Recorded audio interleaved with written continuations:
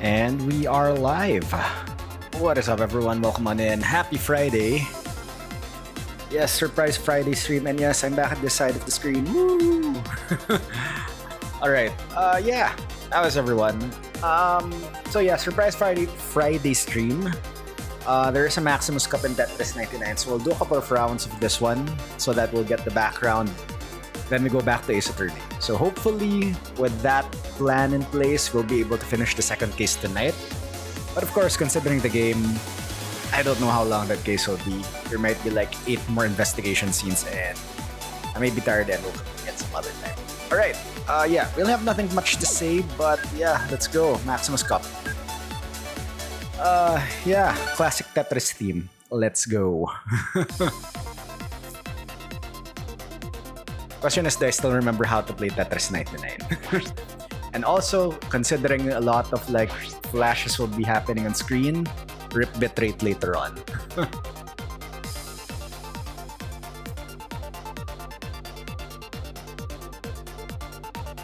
Okay, that was a quick match.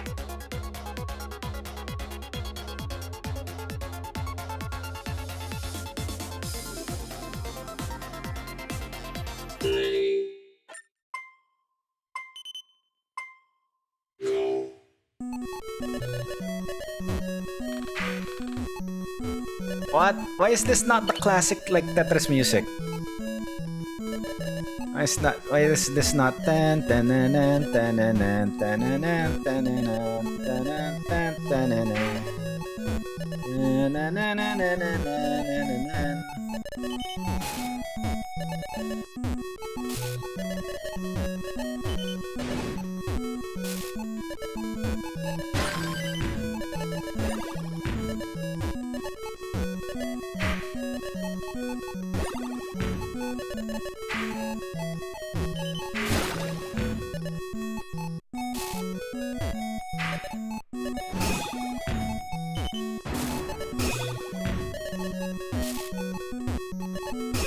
God, why am I being attacked?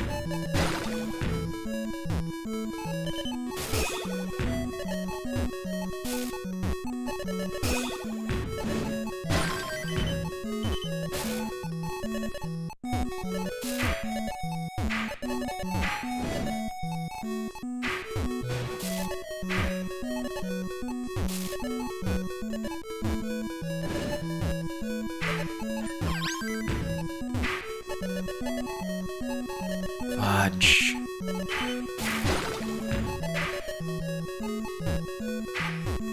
Damn. Wrong move, wrong move.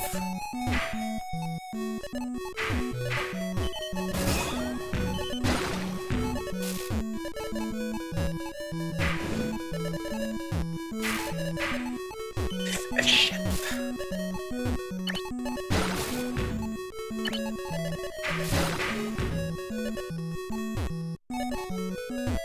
I need that for safety question mark.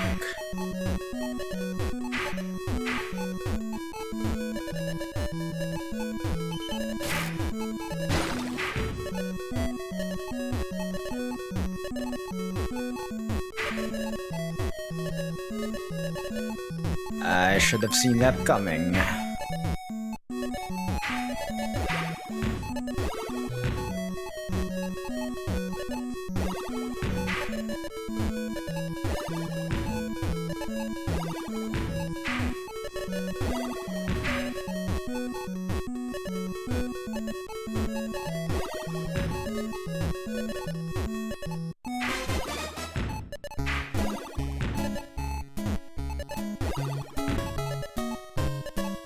Okay, it's now like, isn't this Dance of the Sugar Plum Fairy or something? Okay, I have a feeling when we get to top 10, that's when the classic Tetris theme will come. So we have to make it to top 10.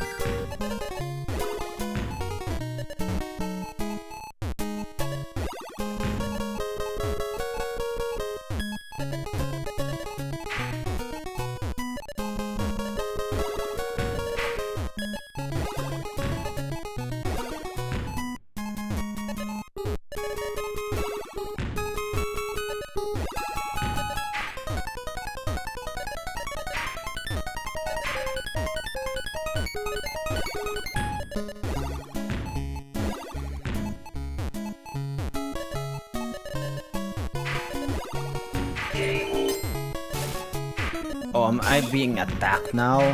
Oh, screw you.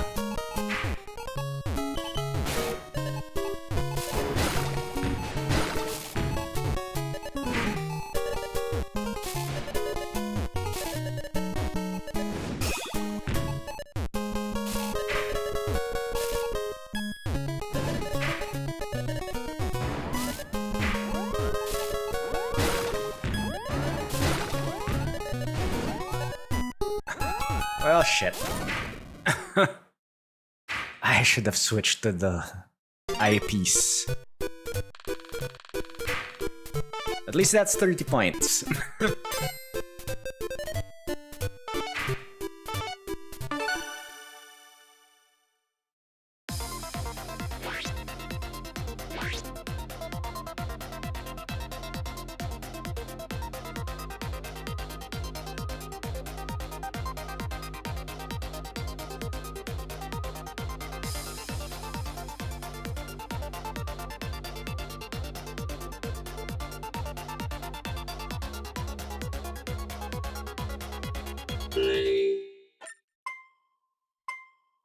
Yo, Piper, what's up? Welcome on in.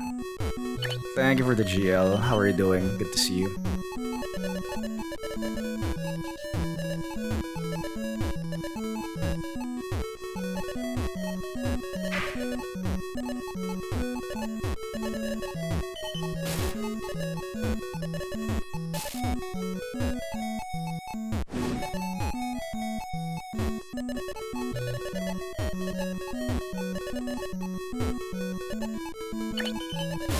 Yeah, it's time to like use that. Hackers. I get sent garbage pieces a lot, so I'm just fun. I'm just leaving it at random.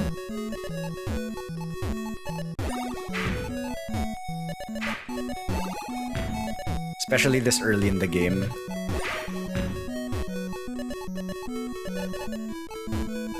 Like, it's super luck based because sometimes when even I'm not targeting, like in the first few turns, like you get all the garbage pieces.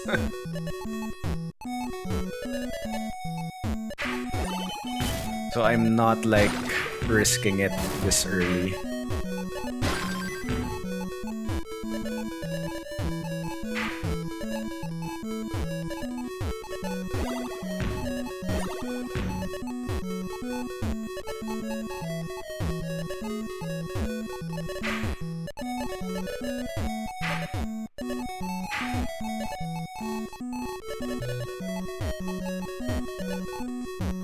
He almost always gets top 10 and has all these strats. It's wild. Fudge. Yeah. I mean, I can't even do a decent T-spin, so...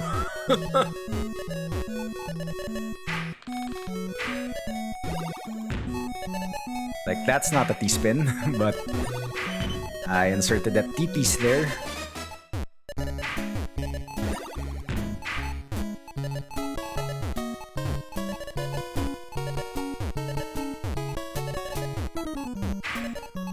My strat is like simply the strat I did when playing this when I was a kid. Just build everything and wait for the big eyepiece and then 4 lines.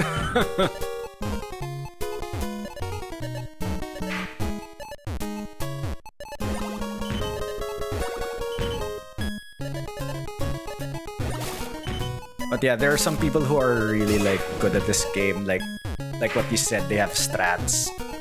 And like some people actually like set up T-spin so they get big bonuses. Which I cannot do.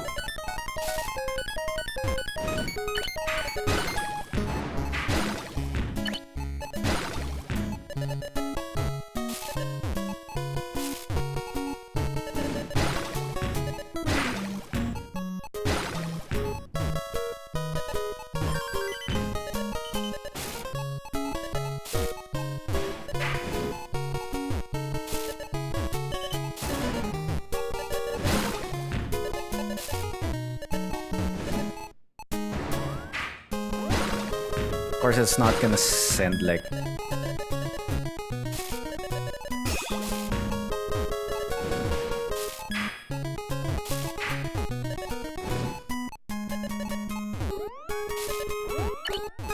Mistakes were made. Mistakes were made.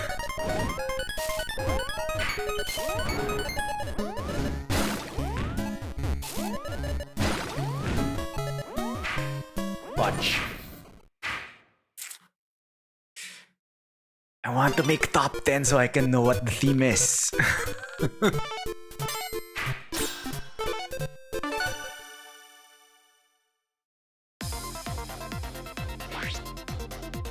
I really have a feeling when you get top 10, it's gonna be the classic Tetris theme.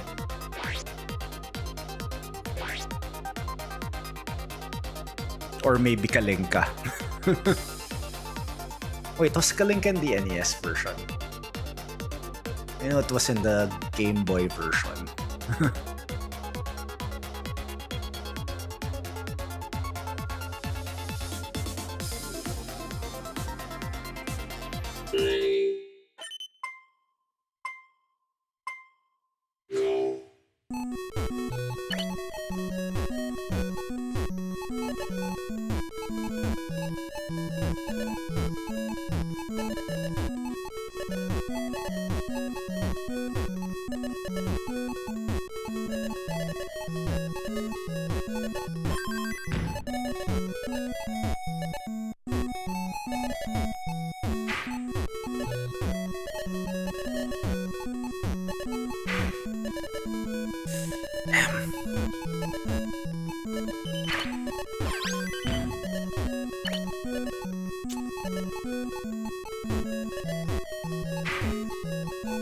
Mistakes were made.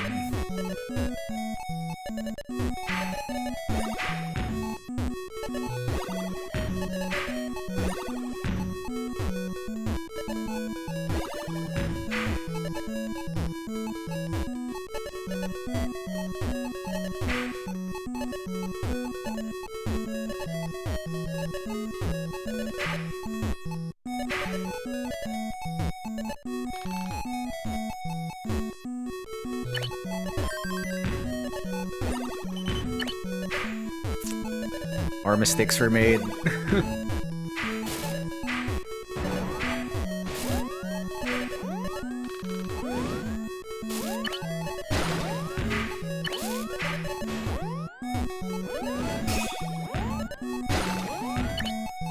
Yeah, I panicked. That was the wrong move.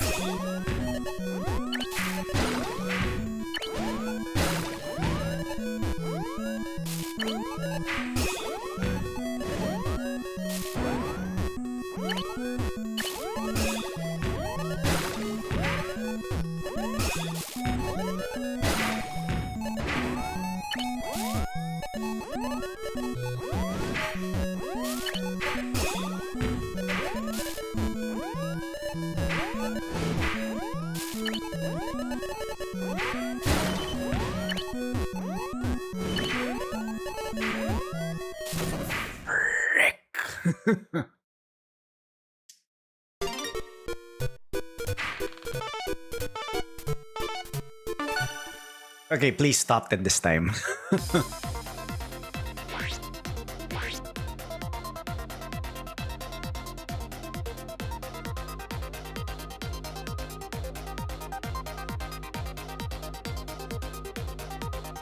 Hey, at least we're 30 points to the background.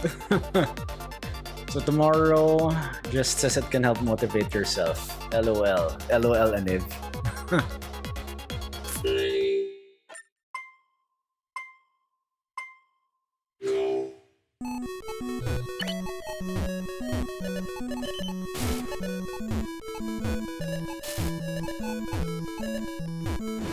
I missed. Excuse me, controller.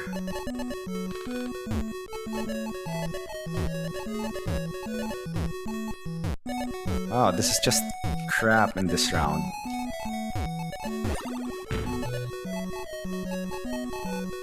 Ugh.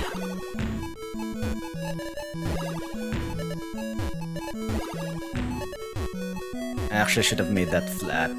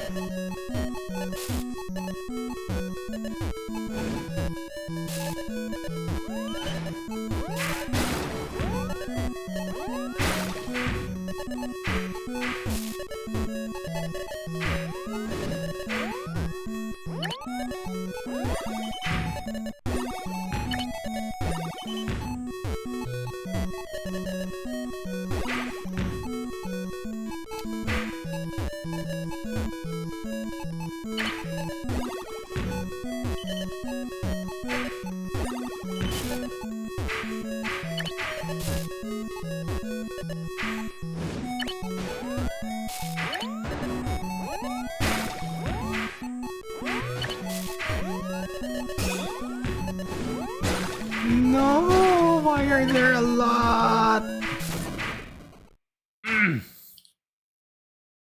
This is 15 points. 10 points, okay.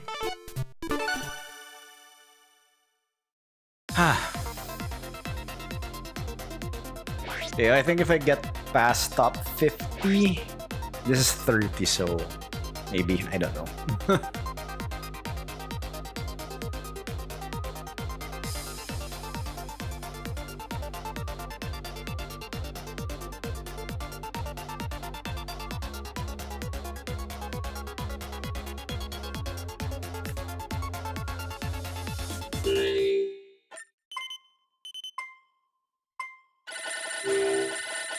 Okay, let's try attackers this time.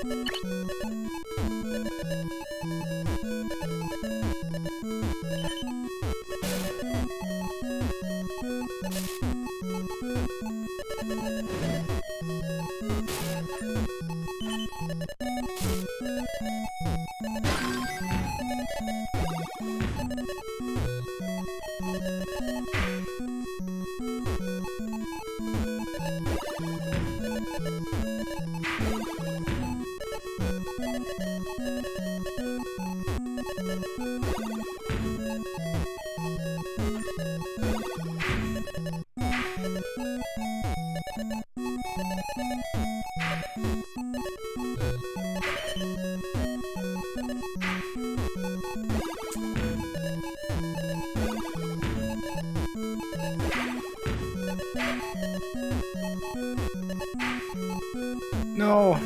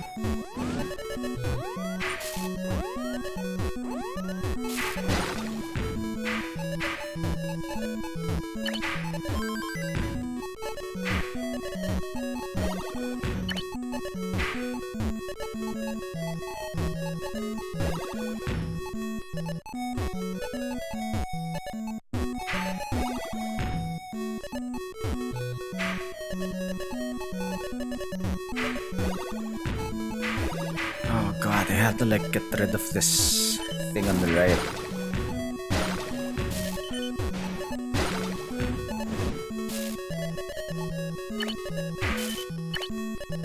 Damn.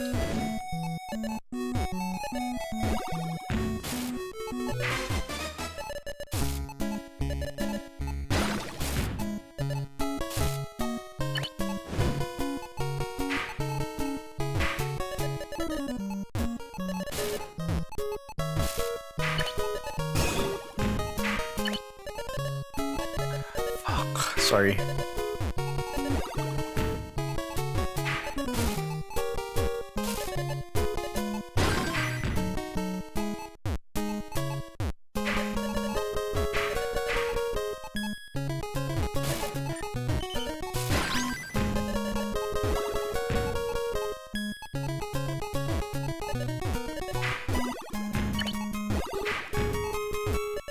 Okay, at least that clears a lot.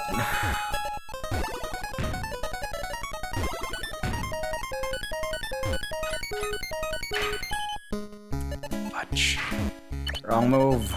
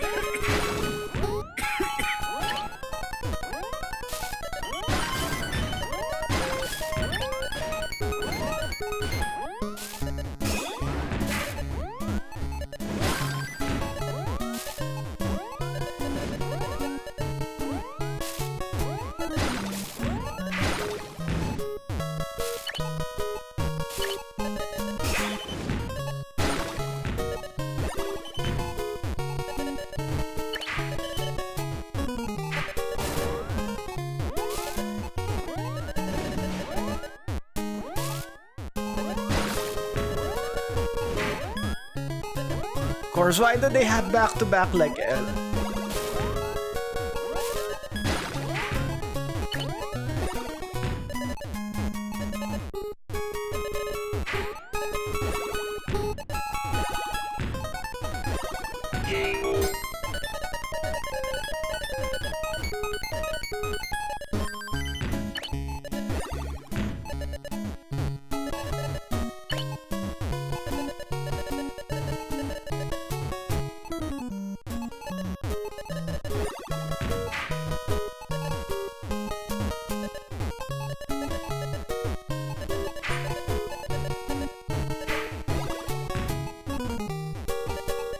Oh my god, why are you not like in the top 10 yet? Well, I'm gonna die, but whatevs. It's a good run.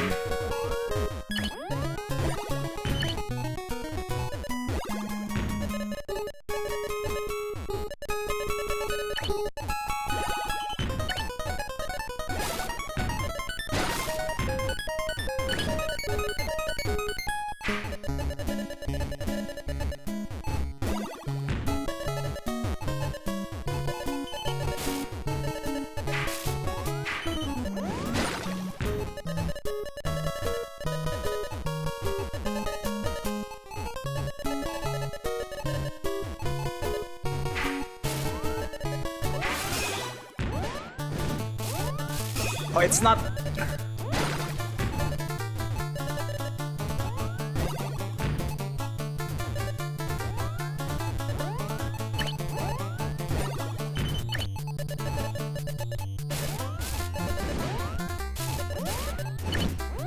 Oh shit. Okay, at least we got top 10. I'm sad that it isn't the classic Tetris theme. Oh, that was 40 points. Thank you for the GGs. Yun lang, special theme.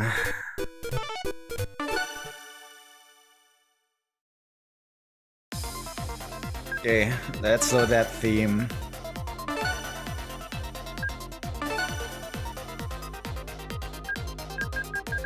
I think I've caught all the themes so far, right? Yeah, I didn't miss on anything. Well, except for these, like, things. Yeah, this was the first. I didn't have this, but I unlocked it when they were, like, doing remixes. Hey, no worries. Thanks for the alert, Piper.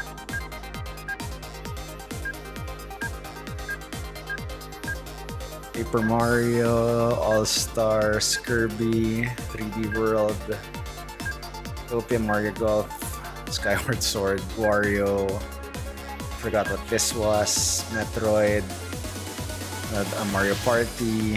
Forgot that this was Kirby. More Kirby. More Kirby. Pikmin. I think this is no. Fire Emblem. RPG. Wario. Wonder. PP. This is Ocean something. F-Zero. Splatoon. Then Tetris. Alright. Alright. That would be it for Tetris 99. We'll now switch to Ace Attorney. So, I'll load the game and just update my stream stuff. So, let's do this.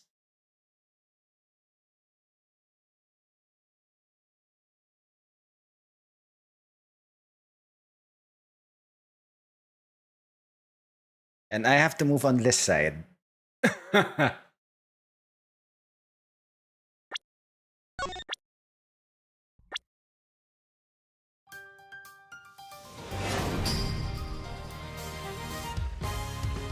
Okay, shoot. Can I edit the stream titles in YouTube?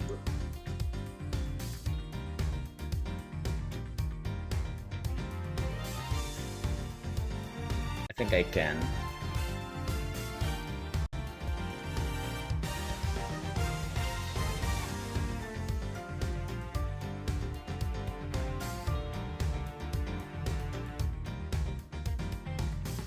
Alright. Yup. The stream titles are edited, but I think I'm now... Excuse me, I now have audio desync. Just... do this. Alright, we continue Ace Attorney investigation. So, recap, we are in the second case. I think we are in the middle of the case. And, yeah. Let's continue this. So middle, investigating the holding cell. Alright.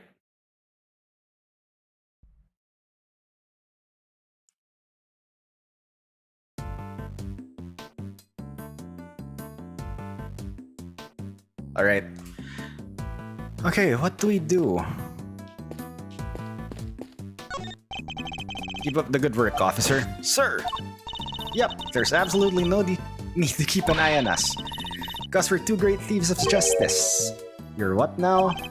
You really needn't. Plural. Needn't. I didn't know that needn't is a word. Pluralized thieves on my account, K.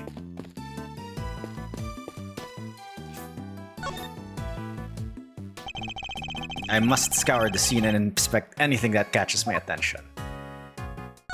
Okay, newspaper. Hey look, this newspaper's got a chunk of it missing. You're right, a few of its pages have been roughly torn out. Yo, Coburn, what's up? Did we win at Tetris? Yeah, we got the background. So, I didn't win, but I made top 10. So, I've heard all the music themes. But yeah, we got 100 points and we got the background. That's basically what I do during the Maximus Cups. I just play to get 100 points to get the background. And try to play as much as possible just to hear all the themes in the game. Maybe Mr. Knight wanted to clean his cell but didn't have a cleaning cloth. It's not a totally implausible theory, I suppose, but who would try to clean their cell? This bed doesn't look very comfortable, but that pillow cover is very clean, spotless in fact. I bet this is the kind of bed Gummy sleeps in. I can just picture it, can't you? No, I sense he's more of a mattress on the floor type. There's nothing wrong with that. This must be Knight's suit jacket. So I've been doing some research of my own. Oh? And what have you discovered? I've discovered that guys who look good in suits tend to be popular with the ladies. But don't worry, guys with frilly neck ruffles are next on my research list. Please stop. Is that it? Is there anything under the floor? There's something different about this spot here. This part of the floor is weirdly clean. Did somebody wipe it down or something? Why would somebody only do the part right next to the bed though?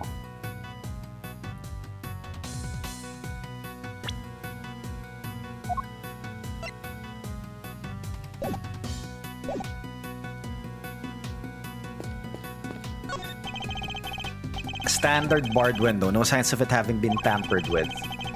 I don't think there's any chance for killer escape through here. Aha! Must remember to bring something to saw through iron bars with. As they sail, fail to prepare, prepare to fail. Glad I got the chance to scope this place out. Okay, we're investigating a crime scene, not preparing for your eventual escape. The bowl is nice and spotless, and there are no signs that the toilet paper has been used. Everything seems to be in order with this toilet here. What? Are you serious? Why? What's wrong? There's no door. There's not even a curtain. Whoever designed this place should have thought a little more about the people who have to live here.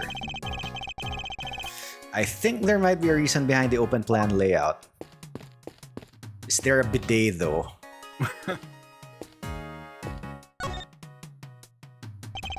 I must scour the scene and inspect anything that catches my attention.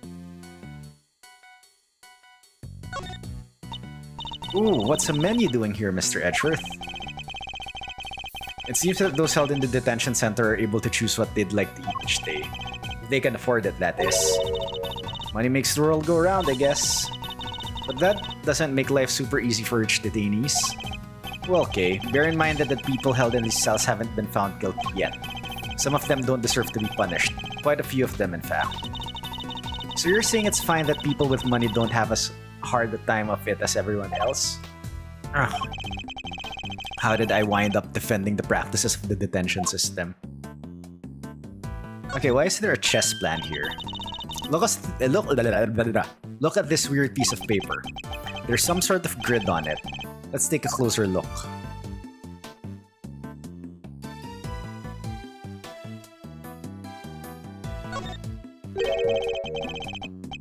The grid appears to be a chess diagram, the victims, I suppose. What's a chess diagram? A visual representation of a game of chess. See how the locations of all the pieces are marked? This seems to be a closely fought contest, but perhaps if this pawn were... No, wait. Not now, Mr. Edgeworth. This is no time to be playing games. Yes, I suppose you're right. This isn't the first time I've seen this configuration of pieces. It was from a different perspective, but it was definitely the same game. Was this the chessboard from Blind Monk guy?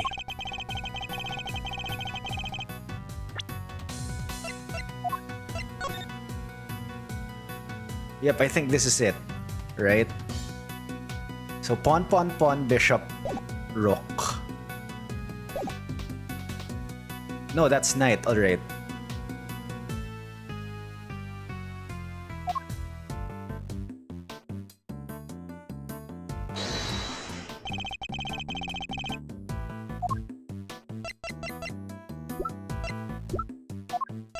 It's this. Eureka! This chess game, I've seen it before. Enough with the chess chat, Mr. Edgeworth. We're supposed to be investigating here. Focus. I am investigating. This particular bit of chess chat could prove to be vital. Now, take a look at this. Can you tell me what it is? It's the chess set we saw in Mr. Canis' cell. But I don't really know the rules of chess, so... Same. The rules of the game are not important here. What is important are the positions of the pieces. Compare the ones in Mr. Canis' cell with these. Do you notice anything? Ah! I don't know which piece is which or anything, but if you turn the diagram like this, there are pieces in the same squares. Indeed, there's no dog on the diagram, but that's to be expected.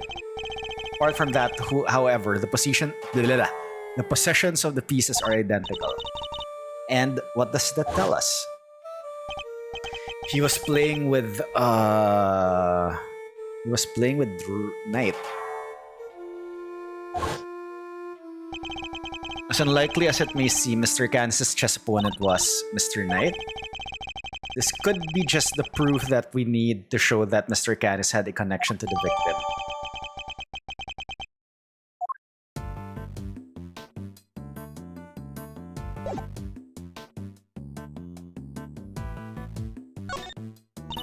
Wow, that's a lot of books. Let's take a look. You'll Laugh Tomorrow, an anthology. Understanding animal emotions. Life as a pet stylist. Maybe there was more to Mr. Knight than met the eye. Sadly, I don't think these were his. They were likely specially selected and placed here for the baboons, with the hope that they would want to better themselves during their time here. Second chance at life. Interviews with a former prisoner. These books appear to have been written by current model prisoners and former inmates. Ooh, I like the look of this one. 200 Days to Freedom, an escape story. And this one too, making money while serving time. This facility may have more deeply rooted problems than I thought.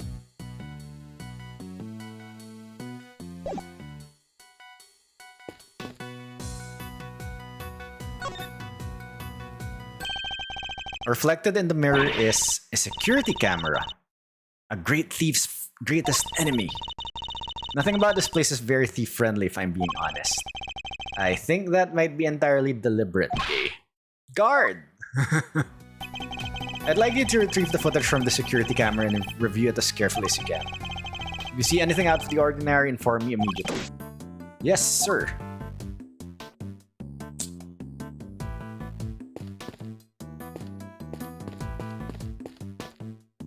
So, can we deduce anything? Torn newspaper wiped floor. Okay, I think he used the newspaper to wipe the floor, right? Right?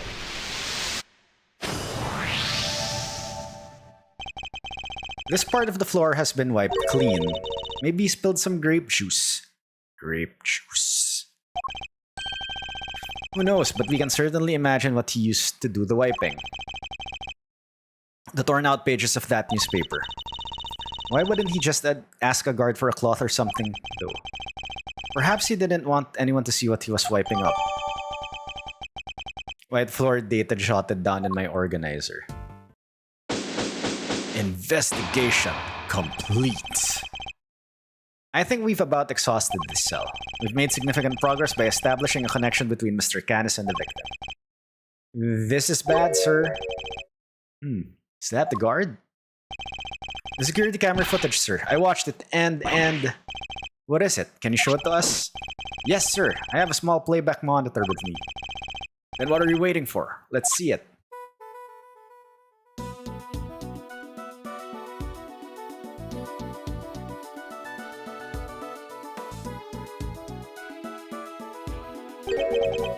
Was that black thing? It's that dog, right?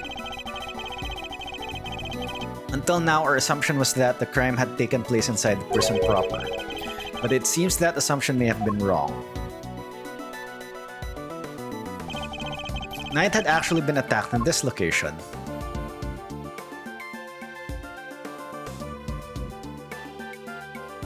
Take that!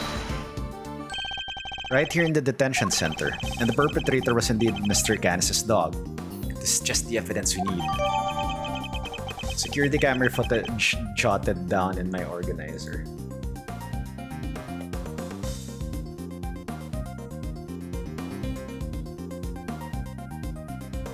Sorry, just give me a sec.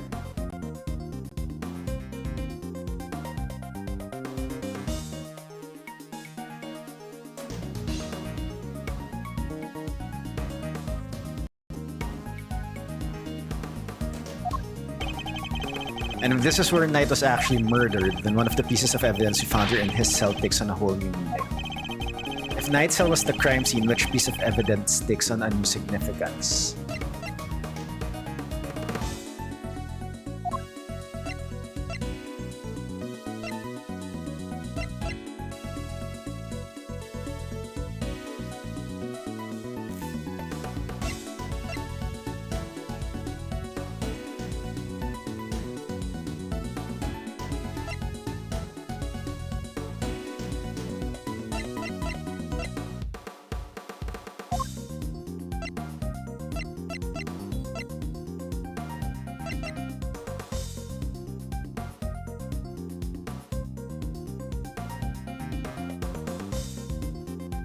What does...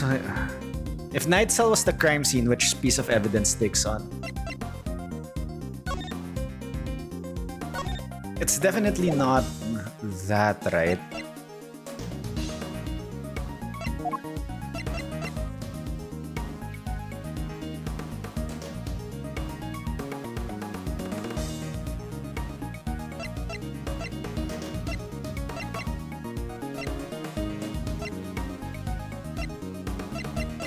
Could it be the floor? Take that! The floor of Night Cell was wiped clean, presumably to remove something. Could that something have been his blood? Thank you, officer. Would you mind me doing me one more favor? Name it, sir. There's a detective by the name of Gumshoe somewhere in his facility. I need you to give him a message. Tell him to have the cell tested for traces of blood and to report the results to Edgeworth. You got it, sir. Report it to me. Now we can really go after that Canis guy, right, Mr. Edgeworth? No, not yet. We still don't know how Knight and the dog moved between his cell and the prison proper. Right, so that's what we need to figure out next. What's the play, coach? Where are we off to?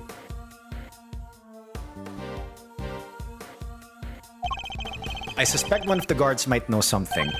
We should ask those posted nearby and see what they have to tell us.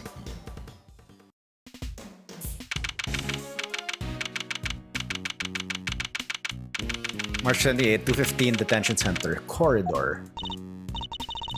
Okay, time to get asking, huh? It's Shilong Lang! Thanks for the tour. Later.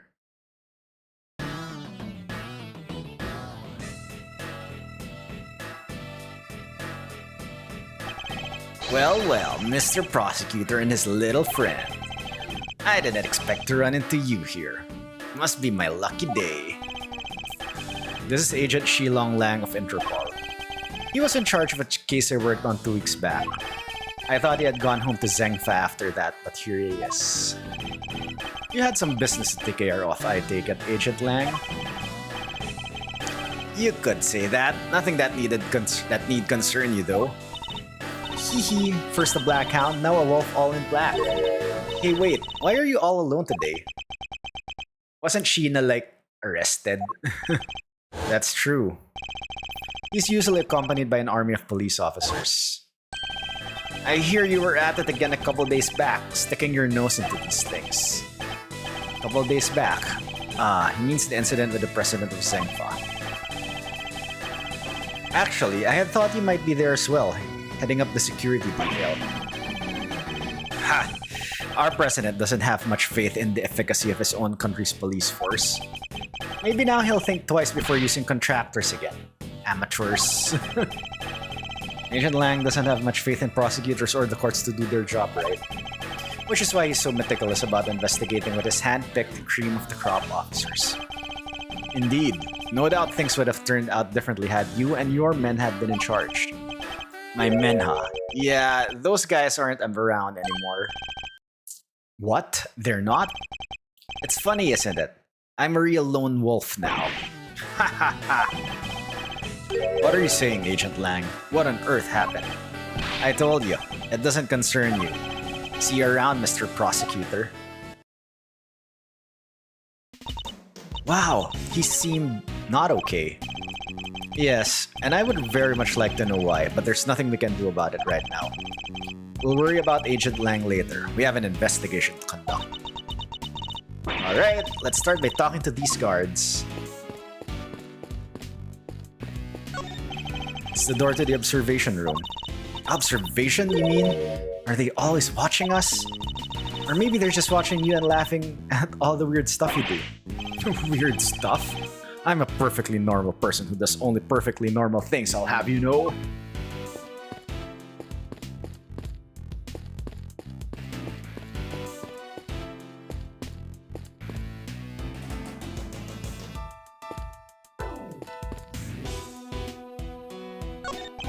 There's an assortment of trophies in here. Just once, I want to give someone a trophy. And what sort of award would a great thief hand out? Greatest rope escape, of course. Oh, but if I enter the contest, I guess it would just turn into me handing the trophy to myself. I'd worry more about finding a venue willing to host such an event.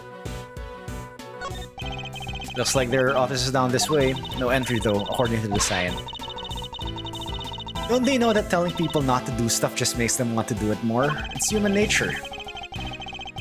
I would argue that it's the ability to resist such urges that makes us human. Alright. Officer. I was wondering, have you seen an enormous black dog wandering around here recently? That thing? No way. If I had, well, let's just say I'd be a lot more nervous about standing guard here. So, do you and this dog have some kind of history or something? Now, Kay. You should know when to let sleeping dogs lie. By the sound of it... Sorry. By the sound of it, Canis' dog hasn't been spotted on this side of those heavy security doors. Oh man, I am in so much trouble. What's the matter? You seem perturbed. Oh, well, you see, one of my uniforms is missing. I could have sworn it was right here in my locker.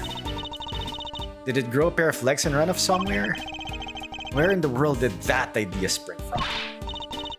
Anyway, I hope you track it down soon. I'll be rooting for you. Thanks, I appreciate it. Okay, this is now a piece of evidence, which means probably someone wore this as a disguise to get around the facility. Hey, are those my faithful assistants I see before me? Fender, and where exactly have you been? Where have I been? I've been looking for you two. Been searching high and low. Wandering lonelily, wandering lonely through the prison halls. It was terrible, I tell you. But the prison's over there on the other side of the facility, boss. So listen, I just got the lowdown on some seriously dynamite material. You wanna hear it? Right? Seamless? I was chatting with a few of the guards and they told me something très intéressant. Turns out the Bronxer had himself a little incident 2 days ago. Pre-mortem, if you catch my drift. An incident? Simeon told me that he came to visit his pal, right? Well, it happened right after they'd wrapped up, when Bronco was being escorted back to his cell. There's just one guard and he was handcuffed. Ovs. They made it back and the guard was taking off his cuffs when the Bronxer clobbered him, knocked the poor guy out cold. Sounds like it might have been the prelude to a jailbreak. Because when the other guards showed up, they couldn't find their comrade's keys. Were there any rumblings about Knight attempting an escape? That's the bit that fries the old noggin. There were none. He just sat in his cell and turned up dead. What's more, he swore right to the end that he'd never stole the keys. They turned his cell inside out too, but no dice. The guard who was struck, what did he have to say? Nothing. Poor guy was still out when they took him to the hospital. Word is, he's still there. So there's nobody around to tell us what really happened. Hey, Mr. Knight Selkie, guard was attacked and his keys, including the one to Knight's cell, were stolen. They have yet to be recovered. What the? It's you losers. That's all we need. The best and Gavel. Why are you still hanging around here like a bad smell? Hey there, little buddy. Listen, Miles here is working with me now as an associate. Nonsense. You're all just here to cause trouble and turn my investigation into a fart. Wow, such choice of words. Eustace means farce, of course. A simple slip of the tongue. Seems like a reasonably apt choice of words to me. Judge Gavel, great to see you again. I'm... Gavel. I think it's Gavel, because of the accent of the E, right? Or Gavel. Anyway, I know who you are. You're Simeon Saint's attorney. Guilty as charged. Now that we've broken the ice, how about a friendly... Wham! Or not, I'm totally cool either way. Now, did I hear you correctly? That Mr. Edgeworth has joined the defense team? Yep, and me too. We're officially employees of Edgeworth & Co. But a prosecutor is a public servant. You would draw your sword on the goddess to work for personal gain. It's not a problem if I'm not getting paid though, correct? Exactly, what he said. Miles here is just a volunteer. We're all about the pro bono stuff over at Edgeworth & Co. How wonderful. So you all work without reward? The goddess would surely approve. Yeah. I'm a regular philanthropist. Judge Gavel, I was hoping to ask about the grounds for Simeon Saint's arrest. Is that the challenge I hear? No, I was just asking Judge Gavel. I'm always ready for a little verbal combat to show you what it takes to be a real winner.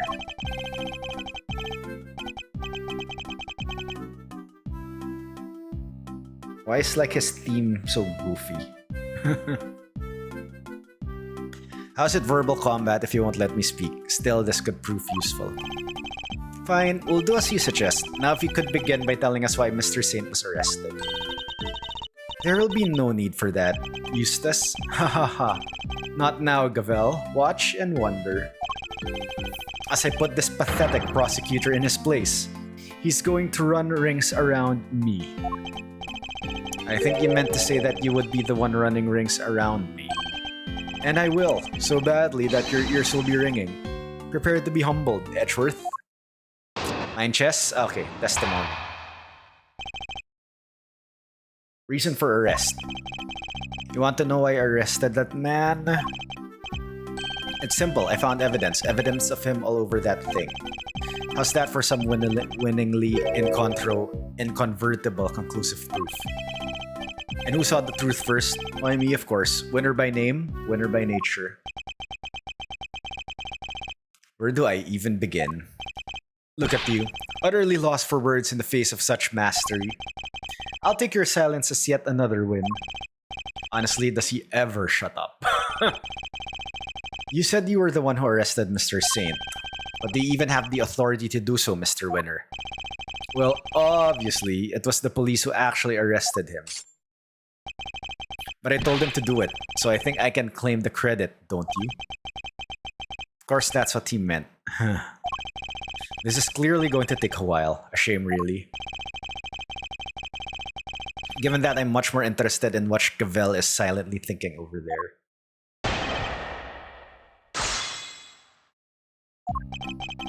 You want to know why I arrested that man? Hold it! I'm just checking, but you do know who it was you arrested, correct? Is this some kind of joke? Of course I know who I arrested. It was Simeon Saint. Good to know he remembers that much at least. I had rock... Oh, okay, this first statement suddenly changed. I had rock-solid grounds for arresting Simeon Saint for straight reasons. Yo, Megamar, what's up? How are you doing? Good to see you. Happy Friday. GL with the game? Thank you. Hope you're doing well. Rock solid, you say? I'm impressed. Hold on, I know what you're doing here. You're trying to butter me up. Well, it might work on the chumps you met in court, but it won't work on me. The evidence we found is certainly damning for Mr. Saint. Perhaps you should tell Mr. Edgeworth about it, Eustace. Damning is right, and it was on the strength of that evidence that I decided to arrest him. It's simple, I found evidence. Hold it! Evidence of him was all over that thing. Could you be a little bit more specific, Mr. Winner? Do I really have to spell it out for you, Edgeworth? I hoped even you could put two and two together. Stop messing around. The onus is on you to provide a comprehensible testimony. Come now, Eustace. I'm sure Mr. Edgeworth and his friends would be very interested to learn how you cracked the case. They certainly look keen to hear about it. Fine, if you insist, I'll fill in the gaps. Brace yourselves, because this is going to blow your tiny little minds. I bet you didn't even know, but the victim had, wait for it, a chess set with him. And that chess set was covered in the fingerprints of a certain Mr. Simeon Saint. Praise be to the goddess of justice for the insight she offers, and congratulations once again, Eustace. You would not object to Eustace amending his testimony, I trust, Mr. Edgeworth. No, by all means, please do. Mr. Saint's fingerprints were right there all over the victim's chess set. Hold it! But you weren't the one who actually found his prints, were you? Of course not. I'm a prosecutor. I'll leave the dirty work to forensics. No home internet again? Ouch! Watching via mobile. Well, that sucks. By any chance, are you on Sky?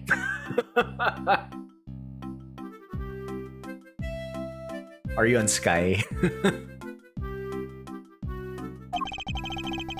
I should take another look at the evidence. How's that for some winning in conclusive proof? Hold it!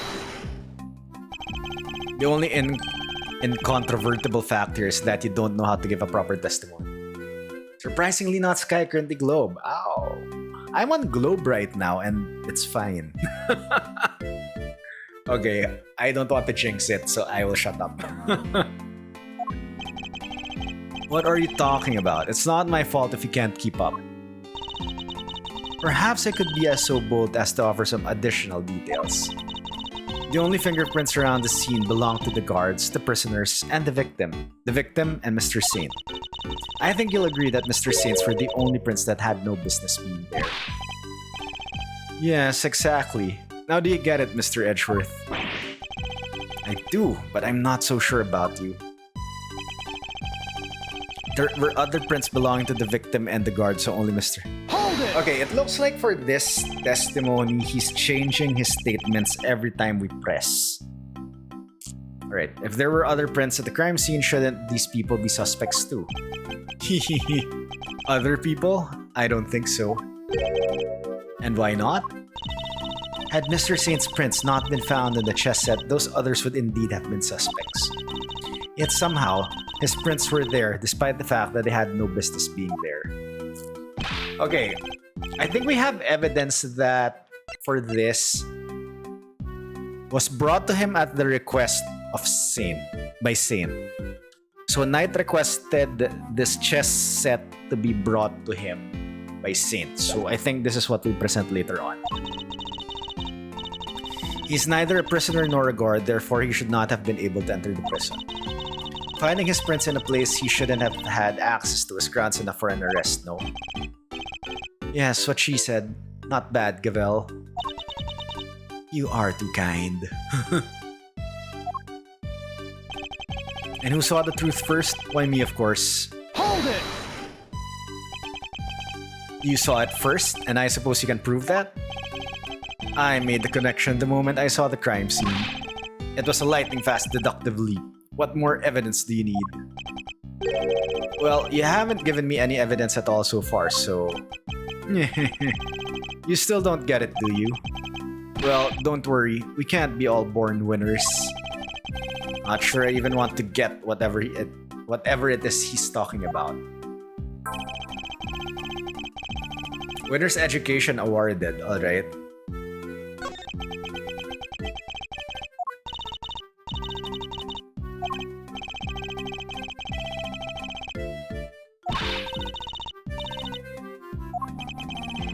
Okay, I had rock solid grounds.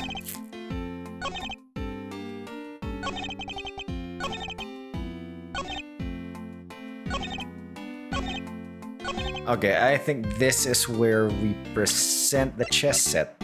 Objection! It's not it!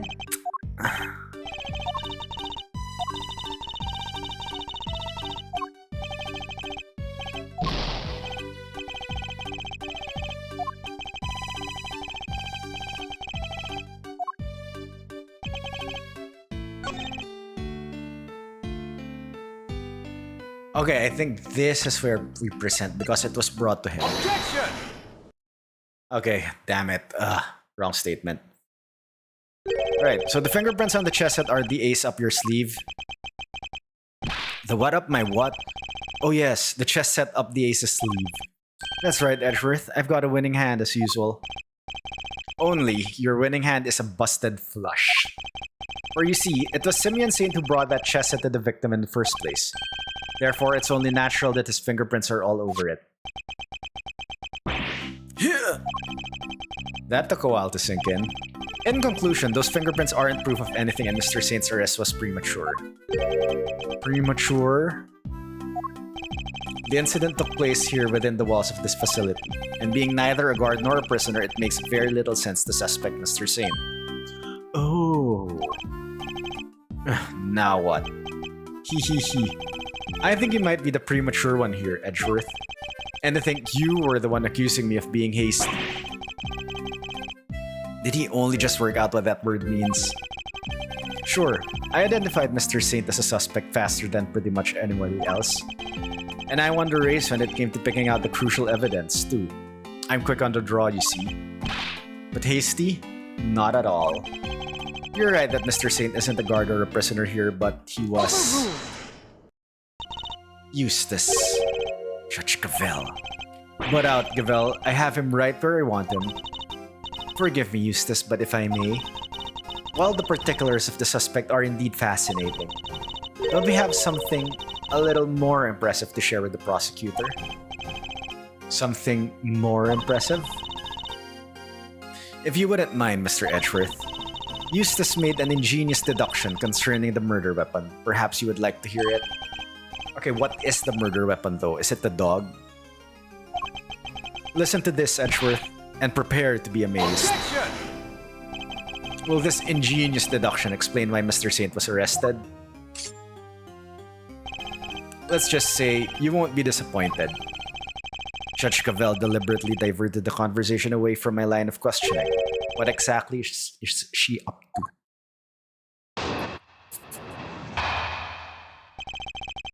Whereabouts of the murder weapon?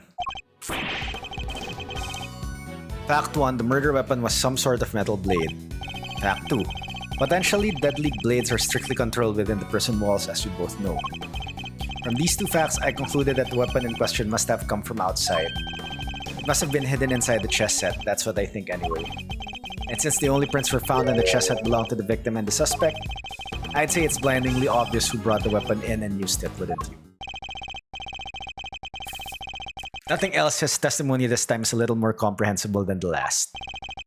Another winning deduction brought to you by one winner, Eustace, prosecutor extraordinaire. More like one winner, useless prosecutor extraordinaire, if you ask me. But how could anyone even hide a weapon inside the chess set? Good question. Why don't you take a look for yourselves? Inside the chessboard? Suppose there's only one way to find out.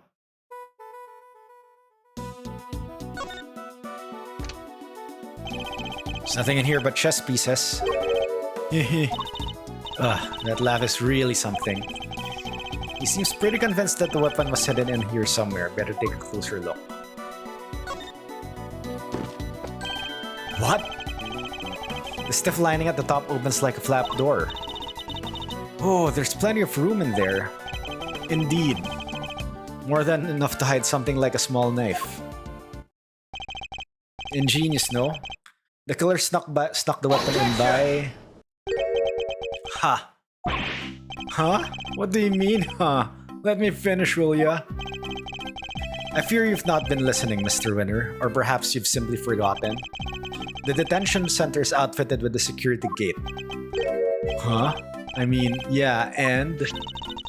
Security gate also acts as a metal detector, Eustace. We must pass through another one on the way into the prison itself, remember? Aha, yes, that's right, of course, I remember. You definitely didn't. It would have been impossible to smuggle a metal blade through such a gate and into the facility. Which would seem to blow a rather large hole in your reasoning, Mr. Winner. That gate is only used to scan people. Any items they bring into the facility are only subjected to a cursory check. Are you telling me that the chess set wasn't put through the metal detector? Should have been. Alas, it seems the guards have grown a little lax in that regard of late.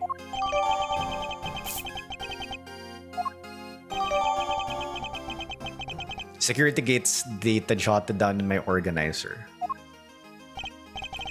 Very good. Thank you, Gavel. It was my pleasure. Now, Mr. Edgeworth, if you would be so kind as to begin your cross-examination. Cross-examination? It's like she's holding a trial. Well, no matter. Let's see how well this ingenious deduction of Mr. Winner holds up, shall we?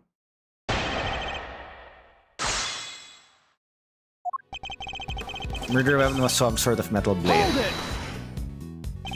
A metal blade, you say? And do you have any evidence to support this? Ha! You mean you didn't even look at the victim's injuries? Why am I not surprised you third rate?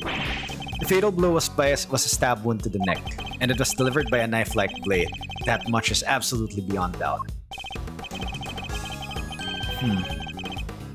It appears they're not yet aware of another piece of information.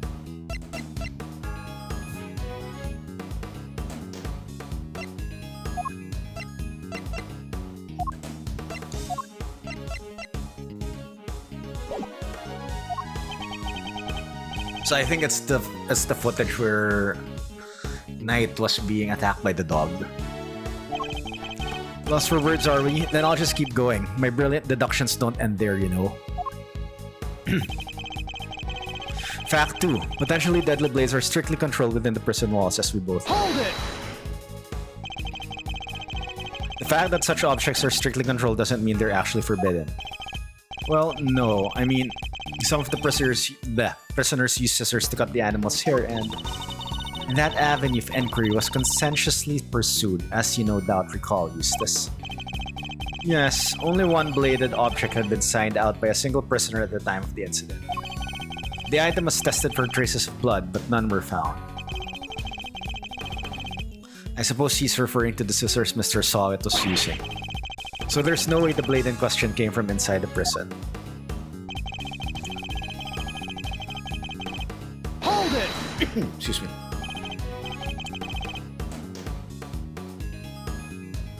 Outside? What does that mean exactly? Haha. The opposite of inside, you numbskull. Was that an attempt at clarification or a put down because it clearly accomplished neither? What Eustace means to say is that it must have been brought in from outside the prison by Mr. Saint. Honestly, Edgeworth, if you hadn't figured that out by now, then you're an even bigger loser than I thought. The feeling is mutual, believe me. Mr. Saint clearly brought the murder weapon into the prison. The question is how? Must have been inside the chess set, that's what I think. Hold it! But no murder weapon was found at the crime scene, and there's nothing inside the chessboard either. I'm curious, Mr. Winner. Do you also have thoughts about where this weapon might be? Well, the perpetrator must have hidden it somewhere in the prison. Is there a problem with this claim? They hid it somewhere inside the prison? That seems unlikely. In fact, I can prove that's not the case. What evidence suggests that the murder weapon isn't hiding somewhere in the prison? There was a search order, right?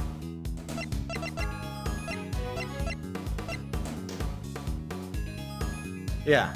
Winner, Gavel, and the warden searched the prison for the murder weapon but couldn't find anything. Take that! I'm starting to worry about your memory, Mr. Winner. Didn't you and the good judge search the prison with Warden Lagarde? And didn't you fail to find a likely murder weapon? Well, yes, but I guess we just missed it, that's all. I almost forgot to stream today, yo, and ILL, what's up? Welcome on in.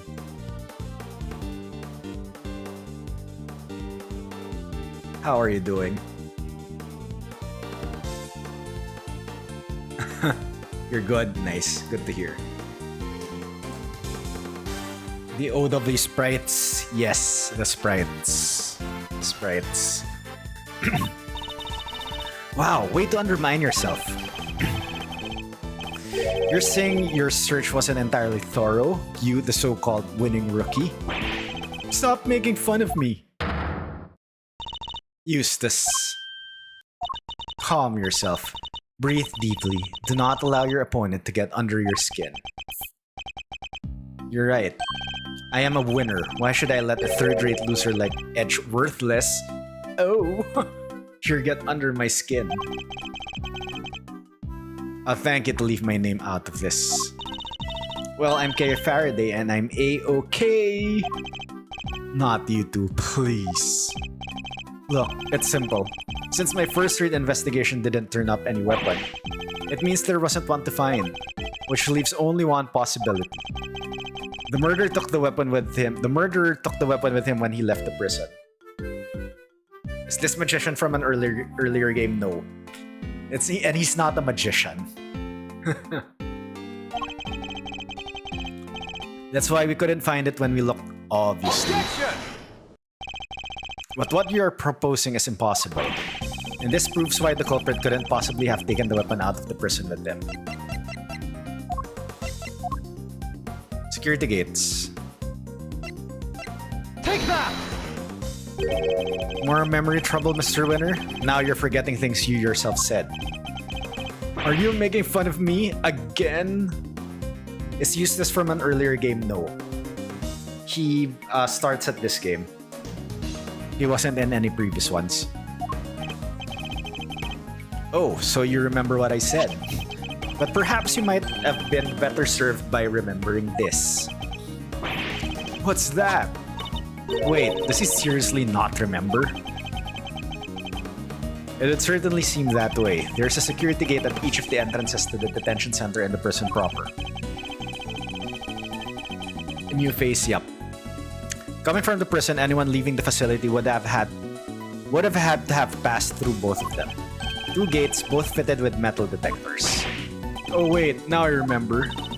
Looks like he got his memory back. So as you can see, there's no way anyone could have taken a weapon out through both gates. And therefore, there's no way the murder weapon could have left the building. Gah! Oh wow. In which case, Mr. Edgeworth, perhaps you would care to tell us where you think the murder weapon might be. It's still here on the premises. That's the only plausible conclusion to be drawn. But we searched the prison from top to bottom and couldn't find anything. Because you were never going to find anything to begin with. Not when you were laboring under the misconception that it's a blade you were looking for. Yeah, we know the truth about what happened to Mr. Knight. We've seen it with our own eyes. That is quite a claim. I assume you have the evidence to support it. What is the weapon that was used to commit the crime? Take a look at this, Judge Cavell, and the weapon used in this case will become clear. Security tape. Take that! This is footage taken from a security camera trained on Miss Knight's holding cell. Now watch it for yourselves and see.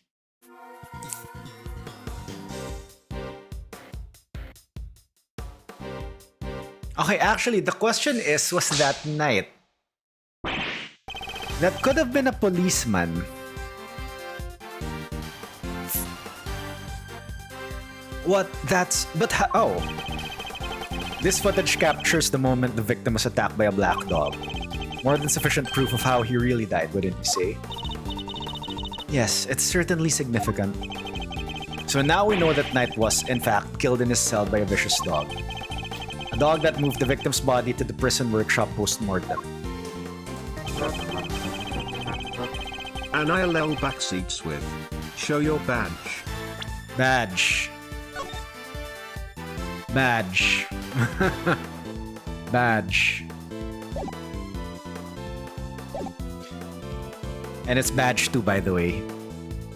We know this thanks to an eyewitness who saw the dog in the workshop when the body was discovered.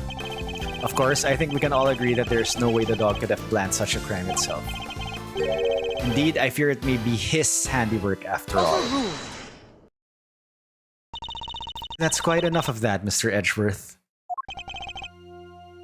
Judge Cavell, you're correct that this footage is an important piece of evidence. But it also raises an important new question. A question that I suspect you have also been asking yourself. She's right, there's one major problem with my version of the events. The black dog, the one that belongs to one of the inmates, how did it move between the holding cells and the prison proper at will? Oh! How do we answer that one, Mr. Edgeworth? Is it the door sensors? I think it's the door sensors. Truth is, I don't know yet. Of course not. Can it, Wonder Boy? You didn't even notice there was a problem. Until the defense provides an adequate explanation, the court cannot accept your line of logic. That is all. This court is adjourned. But wait, there's still so much more to explore. Overruled. Court is no longer in session, Mr. Edgeworth. If you would be so kind as to leave the courtroom. Court was never in session in the first place. Once again, this court is Objection!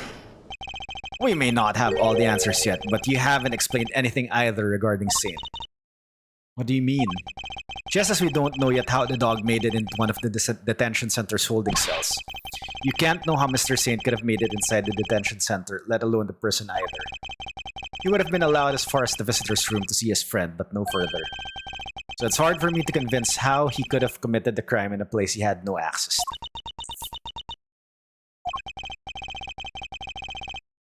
Judge Cavell, I believe it's your turn to provide some proof. Proof that Simeon Saint was able to enter the prison. Haha. You wish for the court to provide you with proof? Highly irregular, but very well. What? They actually have something? Now seems like a good time as any. And I suppose you have been kind enough to share your own theories on the case. What's she building up to here? Mr. Edgeworth, I suspect you don't know what Mr. Saint does for a living, so allow me to fill you in.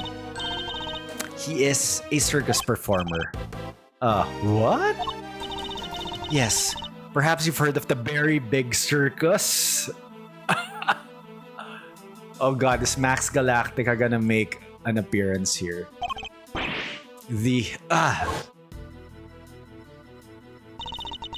Oh, don't be silly, darling. Of course I was.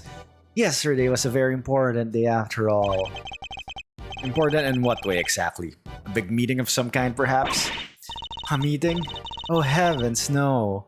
I couldn't think of anything worse. No, yesterday the circus came to visit. You see it now, I assume? As I am sure you are aware, a show was held yesterday for the prisoners' entertainment. A show featuring animals and performers, performed by members of the Very Big Circus. So, that means Mr. Saint? Yes, Mr. Saint was allowed inside the prison as part of that show. A fact that has been confirmed beyond reasonable doubt. She held into that fact until the last possible moment. She let me run with my own theory, and only afterwards did she use it to reveal the truth. Wait. But out, Cavell, I have him right where I want him. Forgive me, Eustace, but if I may, while the particulars of the suspect are indeed fascinating, don't we have something a little more impressive to share with the prosecutor? That must be why he steered him into a different topic back then. I got you good, didn't I, you third-rate prosecutor? This has nothing to do with you. Gentlemen, this court is well and truly adjourned. If I may offer a word of advice, Mr. Edgeworth. Your conduct as a prosecutor is already in question. You would do well to remember that you were removed from this case for that precise reason. What are you trying to say? That the committee reserves the right to confiscate your badge at any time. Should you wish to retain it, you would do well to avoid crossing paths with us again. Is that a threat? The goddess of justice is compassionate, Mr. Edgeworth, but she is not endlessly forgiving. Oh, and one last thing. You're no defense attorney. Abandon this foolish pretense. Thank you for your concern. But I do not abandon anything. What I start, I finish. Well, do try to remember that the two jobs are not one and the same, and that a defense attorney is expected to develop something of a bond with their client. Next time, finding out your client's real occupation might be a good place to start. Now, I really must be going. May the goddess of justice watch over you all. Alright, does that mean that this guy's profile is updated? Okay, it isn't updated yet. Okay, Lang is here now. Canis is here. Sawit, Lagarde, Saint, Winner. Winner's only 17 and Gavel's... Okay. She's just 26 and she's a judge mommy.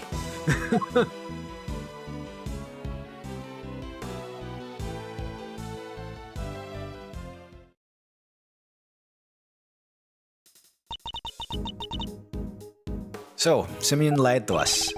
Not just you two, guy took me for a ride too. What's his deal? Whoa, whoa, whoa. You're not having second thoughts about all this, are you, Milesy boy? Sure, Judge Gavel is a tough cookie, but that doesn't mean you can just give up the ghost. The defense never rests, as a wise man once said. And that goes for associates too. Don't worry, Fender. I have no intention of resting. Nevertheless, our assumption that Mr. Saint couldn't have entered the prison has been proven false. Which means we'll need to restart our investigation from square one, I'm afraid. To be continued. Oh.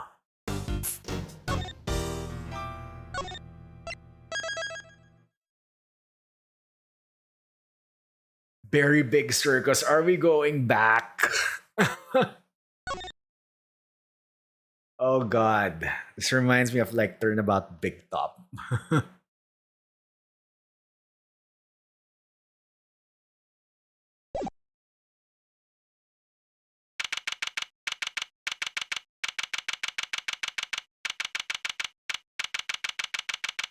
Right, March 28th, 3:02 p.m. Detention Center Visitors Room. You withheld information from me. Why? Eep. I didn't withhold anything, or at least I didn't mean to. Okay, so you are a member of the Very Big Circus, right? No, I mean, yes, but no. I'm not really a member. I'm still new. That's irrelevant. You're still a member. Okay, wow.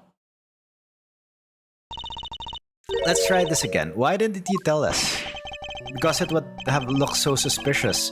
Me being a performer in the circus show, and me being friends with Bronco.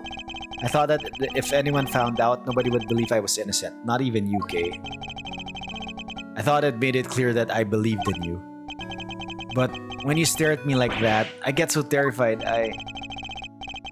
You're a real smooth operator, aren't you, Miles? Any other client scaring tips you want to share? You're really not helping, Fender. And at this rate, it sounds like we really need to question him about everything all over again. So, what do you do at the circus, Simeon? I'm an animal tamer, kind of. I'm still learning the ropes. That's so cool! Do you get to train lions and tigers and bears and stuff? Lions, tigers, bears? Oh my! Ah, crap. This is a Wizard of Oz reference. No. I work with this little guy. Looks pretty tame already to me. So you're not exactly a tamer, more like one of those old-timey organ grinders. Oh wait, why is the monkey down? Money, wait, that's Money, holy shoot. That's Money the monkey from Turnabout Big Top.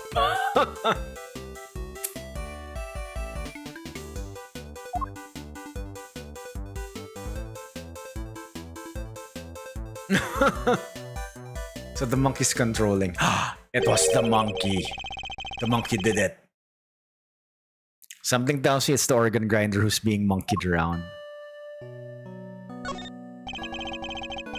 When we spoke to you before, you said you worked at the company. I was telling the truth. The circus really is a company. We all have titles and everything. The ringmaster's the CEO and I guess he called me a gopher. I even have a lion manager. She's head of the animal taming department. It's part of the showbiz division. She's such an inspiration. There isn't a creature in the world she couldn't convince to do her bidding. Even Miles here? I'd like to see somebody whip him into shape.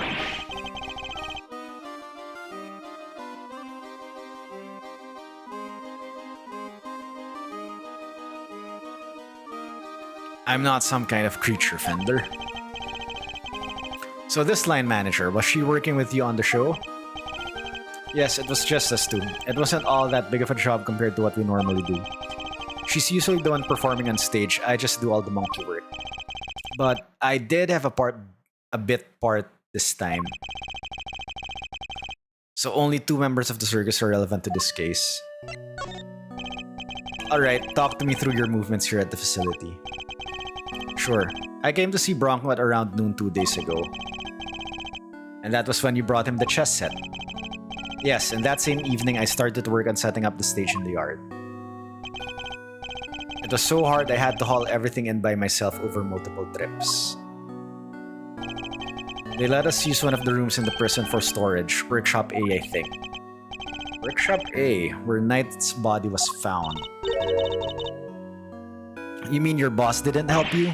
Oh no, I could never ask her to shelf all that stuff around. Like I said, the monkey works my job. Once it was all set up, we did a run through and it must have been midnight by the time I left. The next morning, I was back and ready for the show, which started at 8 AM. Then we performed till 10? So Mr. Saint was the only one of the pair to have entered the room where the body was found. And Knight's body was found immediately after the show has ended.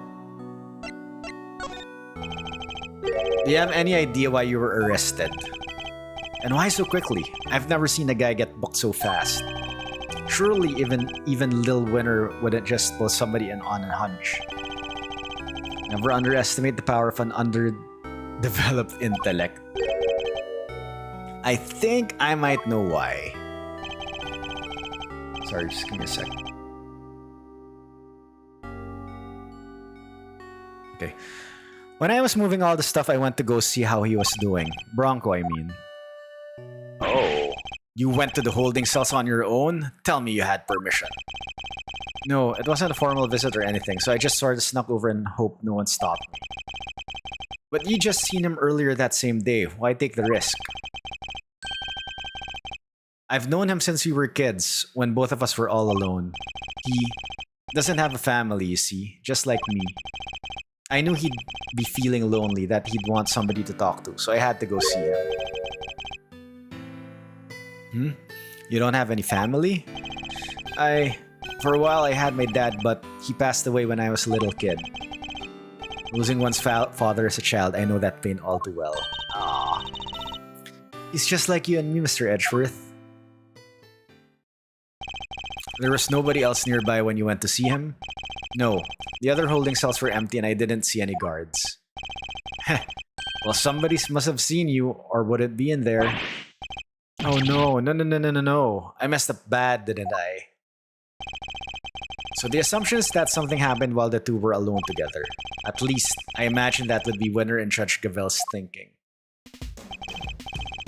In any case, I think we'll need to speak to your boss next. Last I heard, she's supposed to be around today, too, somewhere in the yard.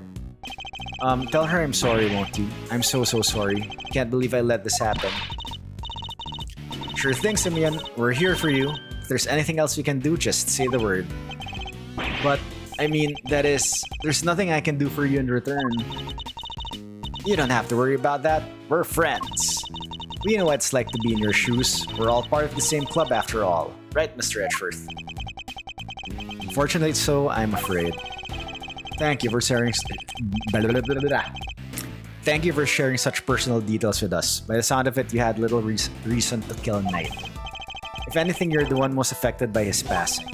And what's more, I simply don't believe a person as gentle as you is capable of murder. In before the actual breakdown. Rest assured, we believe you and we will get you out of here. Well, what do we have here? A gosh darn defense attorney, that's what. Bravo, big guy. Can't believe I'm saying it, but he even reminded me of your old man for a moment there. I did? From the Book of Gregory, an attorney is a friend to the friendless. Simeon, me bucko, this guy will suffer any hardship for your friendship. Things are gonna be shiply amazing. I didn't realize Talk Like a Pirate Day had come early this year, Fender. But that's just the thing. You never know when a pirate will strike next. Anyway, kid, you want some candy? No thanks, I don't like sweet stuff. Oh ha, bummer. I wouldn't mind a nice ship myself. A great thief's galleon for the dread pirate K. Yar, me hearties. They'll sail the seven seas together and claim the greatest treasure of all, the truth. Shiver me timbers, you two will be the death of me. Come on, let's sail for the prison yard. But no sea shanties on the way, please.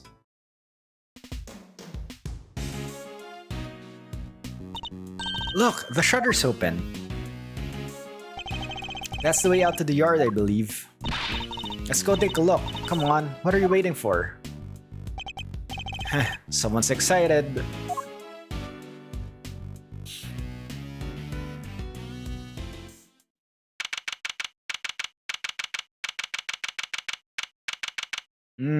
There's a lot of things. So this is the famous yard. The circus performance was taking place here just before the body was discovered. Check it out! It's like the backdrop to some epic festival.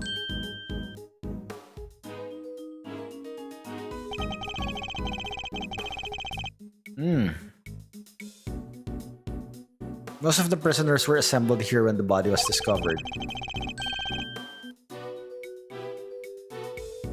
Which means that anyone who saw the show has an alibi.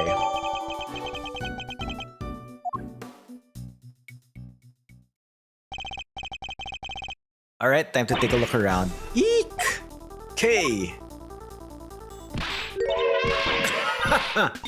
Stop hitting me! Help, Mr. Edgeworth! Cease and desist, you beast. Ah, somebody ouch, help me! Stay?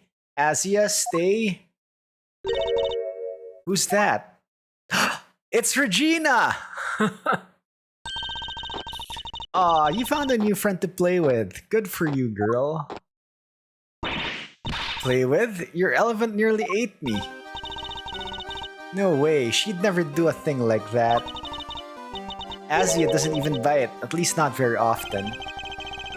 So she does have a taste for human flesh. How did you like meeting a real-life elephant up close? Aren't you glad you did?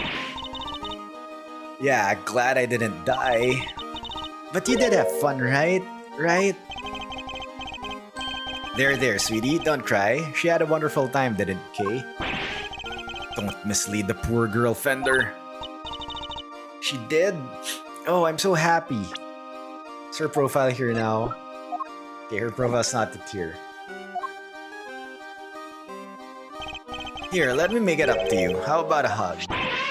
Ah! Keep your trunk to yourself. Hehe. Another new friend.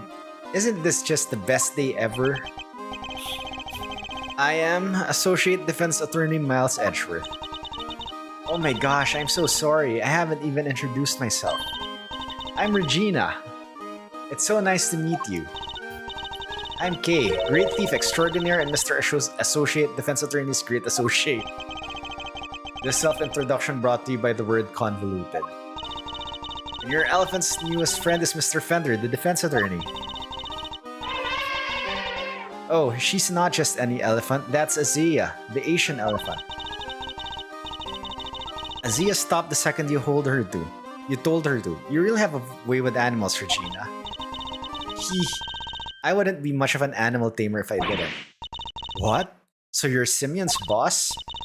That's right, Regina Berry, head of the Animal Taming Department, Showbiz Division. Very big circus.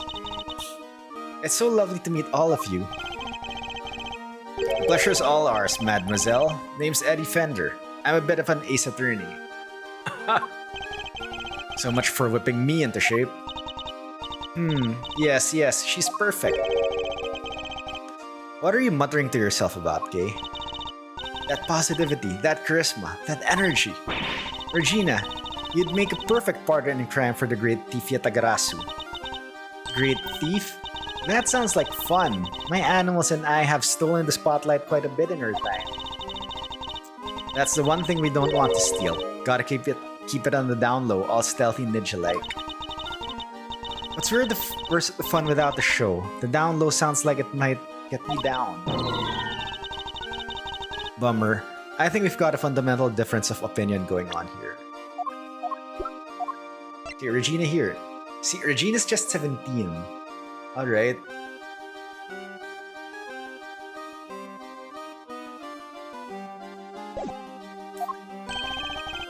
Wait, wasn't she also just like 17 and turnabout Big Top?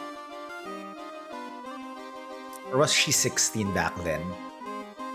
I think she was 16. Anyway. It would indeed appear that negotiations have broken down. Maybe next time, Kay. Well, Mr. Edgeworth, let's get cracking. Too bad we can't see much of what's beyond that metal fence, though. Indeed, and we're in sore need of information in addition to evidence. Therefore, we should make an effort to talk with any persons of interest as well.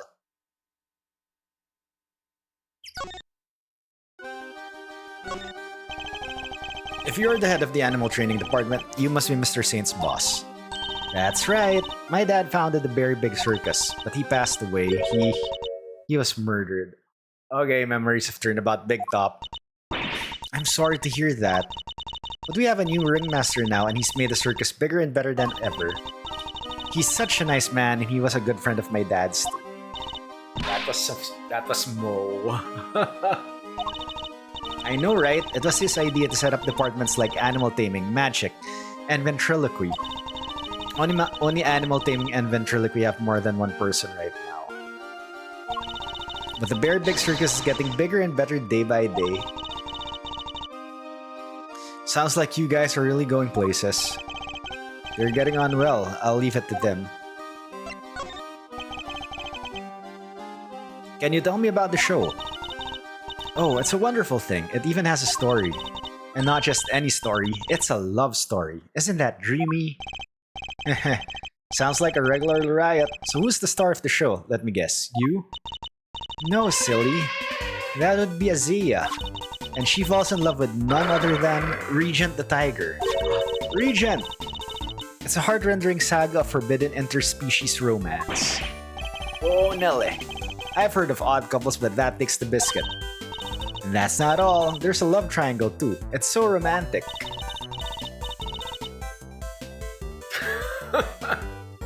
That sounds pretty incredible, huh, Mr. Edgeworth? So the elephant is the heroine. I suppose there's a first time for everything. And who's the third wheel? Oh, that would be the big old meanie who tries to tear our star-crossed lovers apart. Ooh, what animal do you think it is, Mr. Edgeworth? Given that it's a circus, perhaps a lion?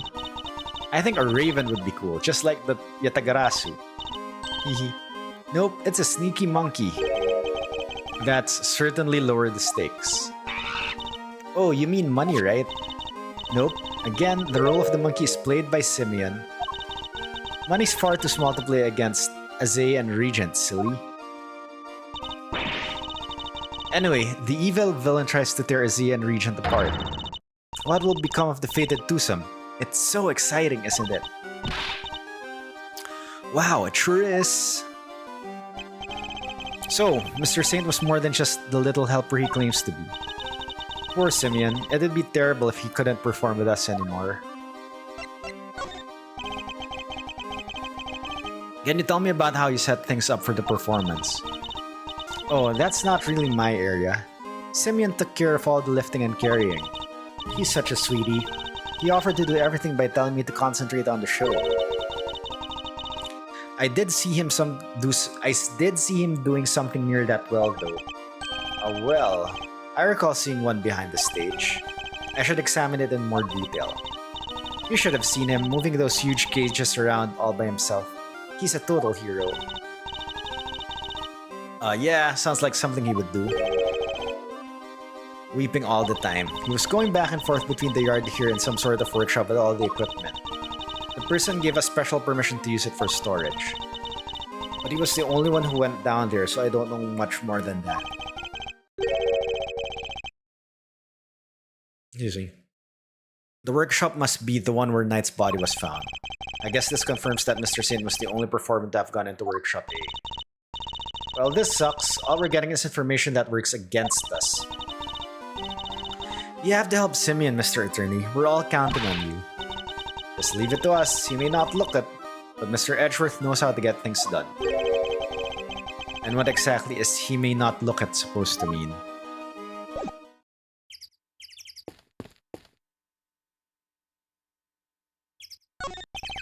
An Asian elephant named Azaya in one of the Very Big Circus's many animals. She certainly seems very fond of petting humans based on what we've seen. Well, most humans. Just can't glare at her like that, Mr. Edgeworth. She'll think you're trying to show her who's the boss. And you're telling me she thinks I'm one of her kind. No, just that she respects you, I guess. How comforting. What's up? Who doesn't love a good circus performance, eh? A foray into the realm of fantasy. If the performance is a good one, it can certainly be entertaining, yes? Man, I'm getting pumped just thinking about it. Chance to escape reality, however brief, can often be a powerful tonic. You got that right. Does it just make you want to hug someone? Wow, he's a hugger. Like the circus. Holding a show here right in the shadow of the fence that keeps these guys in. Guess the magic of the big top is enough to make them forget that they're in the same boat as the animals. Fence. I suppose I should examine it too. It is part of this facility after all. Well, we missed the show, but we still got the stage and all this other stuff to check out. He's right. I should also look over the show set and the equipment just in case something useful turns up. Chat over, huh?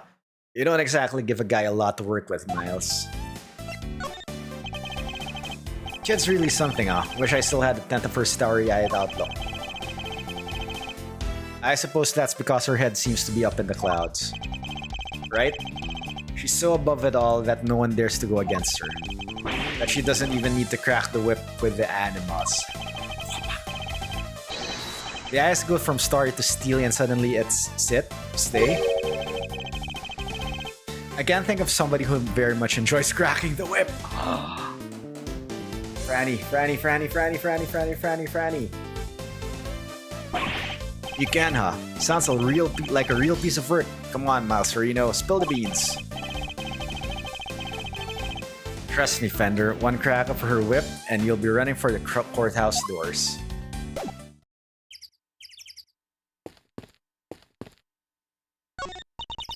Hey! Who are you shouting at? Ones like this usually have goldfish in them, right? I wanted to see if they'd come say hello. I only see water striders. Hey, water striders are cool. They can walk on water just like ninjas. Whoosh, whoosh. Man, I wish I could do that. So much for the goldfish.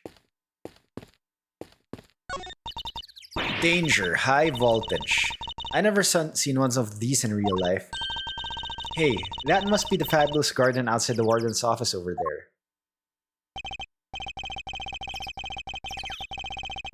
Yes, Warden Lagarde mentioned being able to see it from her window on the detention center side.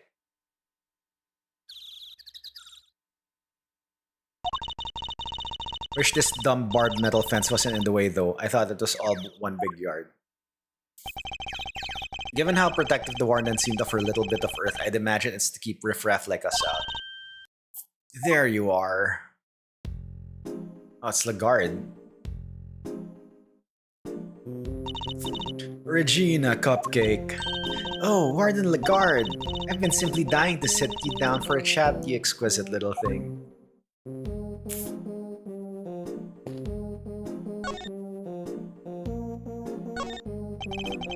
Do you mind if I ask a little about the prison? Oh, not at all. This place is my pride and joy, my home. Sure, it was a prison when I first arrived, and it was awful, an utter disgrace. Awful? I suppose you mean the prisoners were unruly. I most certainly do not. They are angels, every one of them, and they always have been. No, it was the ambience that was awful. I fretted, I brooded, and then it hit me. The animals. If anyone could brighten up the place, it was them. It's nice having them around. Isn't it just? And now look at my fabulous little family. Why, my darling, Frankie is the very picture of rehabilitation. Except when he's rifling through dead men's pockets. We have so many success stories among the family, but darling Frankie really is a marvel. He's thrown himself into his vocational training and is always the first to volunteer for everything. What? And your other model prisoners don't do that? Oh, of course they do, my dear, of course. They're all such triers, such doers. It's just that Frankie, let's just say he knows what's good for him. What exactly does she mean by that? Anyway, he's a very good boy. So do try to be nice to him, won't you? Loud soaring music, great leaping animals. The Berry Big Circus truly has it all. Hehe. And everyone who comes here gets to see it once a month. Really? In that case, let me see. She'd better not be thinking of something to confess to. This monthly show, is it always performed by the Berry Big Circus? But of course, sweetie, I'm Regina's biggest fan. That girl's my little princess, my superstar. She's so wonderfully talented. Yes, she is. Yes, she is. And she's so adorable, so sweet. I could just gobble her right up. You're not lying when you say you're her biggest fan, huh? Which is why I'm worried about her. So worried. It's all because of poor Simeon, you see. If he's found guilty, why, darling Regina will be devastated. So you simply must make sure that doesn't happen, Mr. Lawyer. Please, I'm begging you. If there's anything I can do to help you clear up this awful misunderstanding, you let me know. Oh, what is Sawhead doing here? Ah, Mr. Attorney, sir, and how are you today, if you don't mind me asking? Today? We just talked to him earlier, Mr. Sawhead. Oh heavens, I do apologize. Ever since I came to call this place home, I've been working on my interpersonal skills, you see, in order to be as annoying as possible. I'm currently helping out with the circus show stage teardown and cleanup, but if you have need of me, I'll do my utmost to help. I'm just chipping in and doing what I can, model prisoner that I am. Yes, my stay in this prison has seen me reborn. The Frank Sawhead you see before you is a changed man. A changed man who now targets the recently deceased? No, you misunderstand. That was just a moment of madness. A moment of madness? Ugh, you're a disgrace to all thieves everywhere. You're right, of course. I can't deny it. I still have a long way to go. Anyways, as you can see, I have a shiny new bracelet now. So it's the straight and narrow for me, like I say, I'm a model prisoner. Not that a real model prisoner would need to keep telling me that. I'm doing everything I can to prepare for my eventual return to society. Yeah, you even skipped the show to focus on your training, didn't you? That's right, only 2 inmates were absent, Sawhead and Canis. Why didn't you tell us about Mr. Canis sooner? Look, I don't think there's an inmate in this prison who'd talk about him even if they didn't have to. Well, you could say he's the real one in charge around here. You didn't hear it from me, but well, I guess it comes with being the fixer. The fixer? Yes, anything you need, he can get it for you. Wow, an internal fixer. Who would have thunk? But how does he get away with it? I'm not sure, but he's the only one who does. I heard he has a secret way of getting things into the facility. I imagine being the fixer affords Canis certain privileges. Not that I concern myself with such things anymore, of course. I'm far more interested in perfecting my mud pack application techniques. And what are these mud packs exactly? They're a special type of mud treatment, rich with minerals. It works wonders for their coats. I've been practicing on the animals here in the prison. I hope to treat them all eventually. Speaking of mud, that reminds me of a certain piece of evidence. Maybe I should try presenting it to him. Is that this?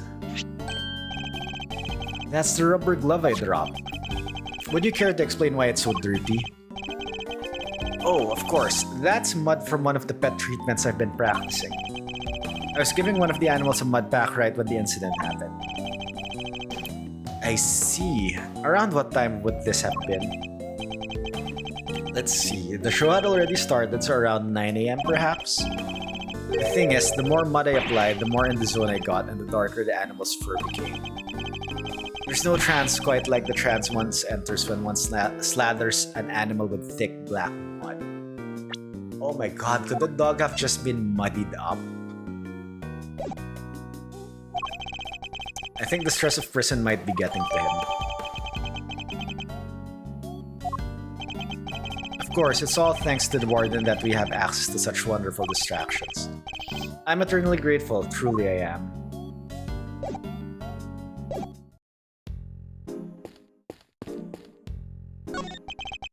must be the stage for the show. Do you think people would be interested in a great thieving show? I'm sure the police would be very eager to attend. Okay. Oh, wow. Okay, you just got stuck there, really.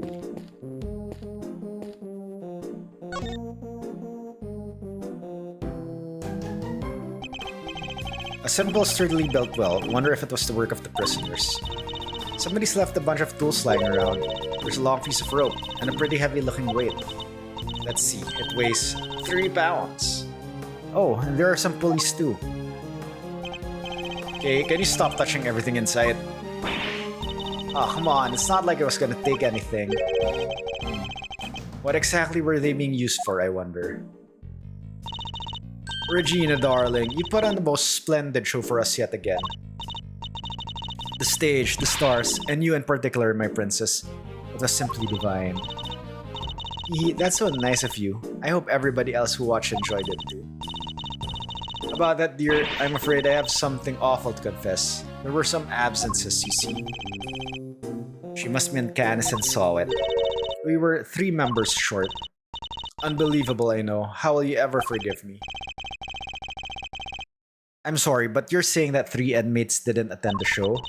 That's right, sweetie. I counted the seats myself. 1, 2, 3 no-shows. And I always make sure there are enough seats for everybody. But Mr. Edgeworth, that's not right, is it? Indeed, as far as we were aware, Mr. Canis and Mr. Zoet were the only ones not present. This doesn't add up.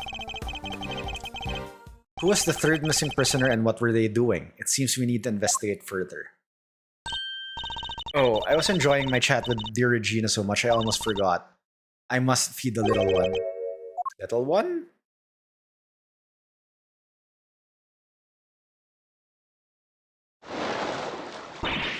Yikes! Oh my god, there's a crocodile. Or alligator. Alligator! You're looking as adorable as always, Allie, my sweet. Aw, she's so pretty. And what a cute name. Ah, yes, Allie the alligator. Isn't she a darling? She's my favorite. Aren't you? Yes, you are. I'm so jealous. Can I pet her? Of course, princess, of course. Boy, howdy. These two were made for one another. They look like they'll be busy for a while. Maybe we should go back inside the prison and check the cells. Yes, let's. Perhaps we can find a clue as to who our 3rd missing prisoner might be.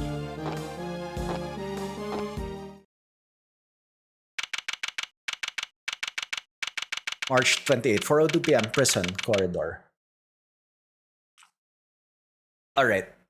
I will pause here for a while. I will take a very quick break. I will run the ads during this time. Then after around 3-ish minutes,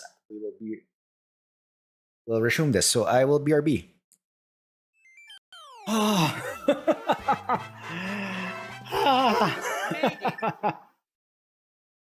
And it took less than 4 hours.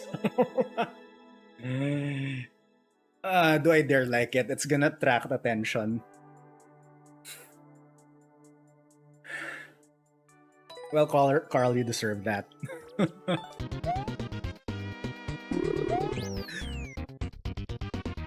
I heard the whistle.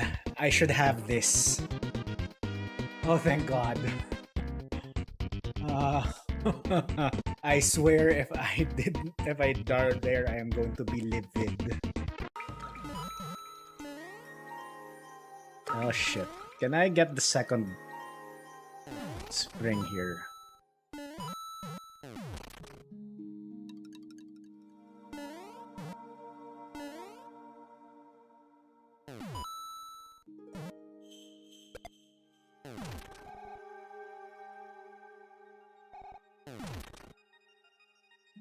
My hint would be use your head. Ha! Get wrecked, Sarah. Fuck! Ah.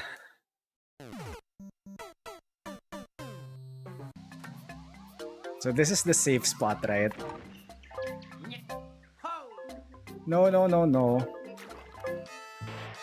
Sure!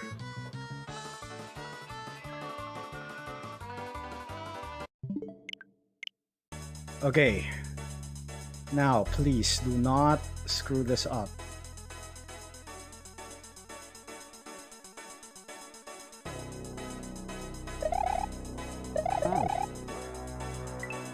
Told you not to screw that up. I am sorry I destroyed the comedic timing of that hint. So I will pretend, I will do my best acting job to find, to try to like go to that hint for the first time. Alright. Okay, haha, we found out that there's a fish here. Get wrecked, fish. I'm surprised there isn't a second fish. Okay, I fell to that trap the last time. I will not fall for it again. What is this? Mushroom. Where do you get a mushroom?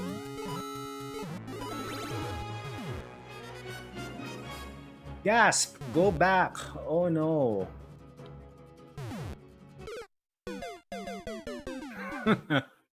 That was bad acting. I am so sorry. You know what? I can like just get in there right away. Why am I still waiting for that to like blow up?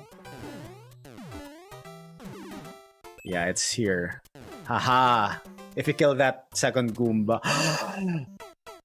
Okay, ice, concrete, cloud, question, ice. Do not Greg. I Gregged. That was embarrassing.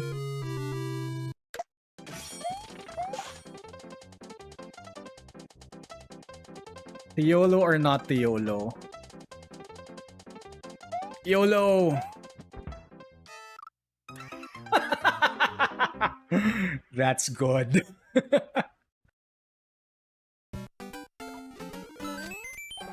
You know what? What if this is the answer? It's not. There's a door there. And we back. Alright. Alright, okay, so we continue this. Looks like this will be a long case. Okay, prison corridor. Sir, Mr. Edgeworth, sir. I finally caught up with you. Gummy. Yes! Yo, Covert, what's up? Detective, you're not needed elsewhere? No, the judge and the kid aren't here yet. Oh, and I got your message. So you searched the victim's cell? Did you manage to turn anything up? We struck gold, sir. Well, blood anyway. Just right there on the floor. Only in tiny specks though, but at least it's something.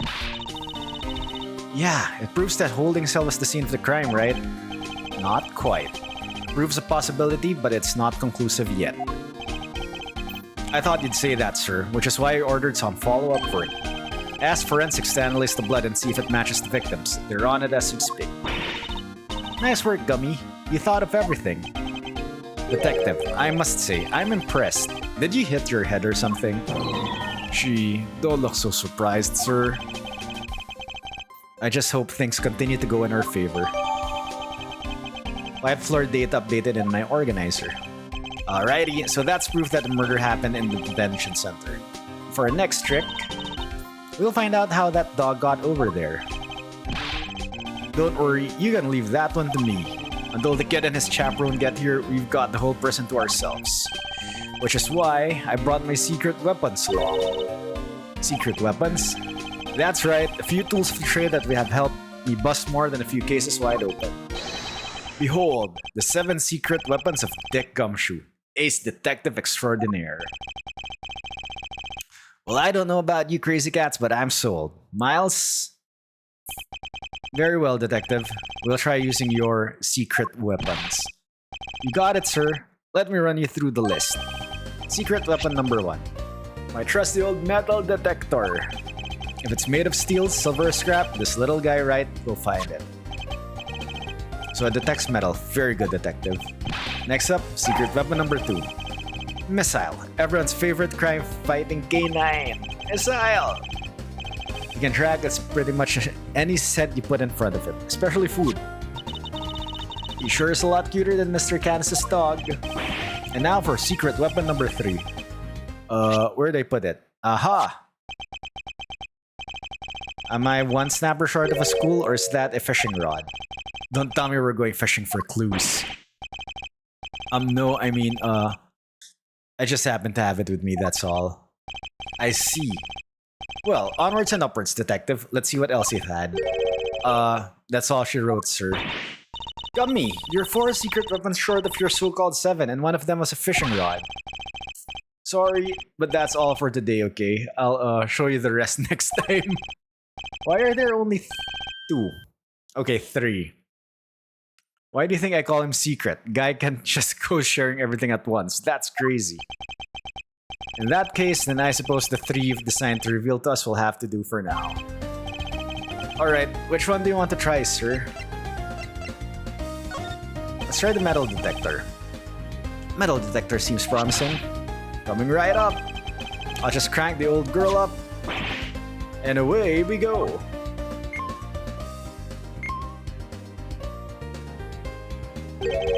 Is everything alright, detective? Uh-oh, looks like I should have brought a spare battery. Ooh, that's not gonna be much help. Sorry, sir. Looks like the metal detector will have to wait. Let's try something else. Alright, which one do you want to try? Let's try missile. You got it, sir. Hey, missile. Here, boy. Ah. Woof. Aw, he really came. So what are we tracking?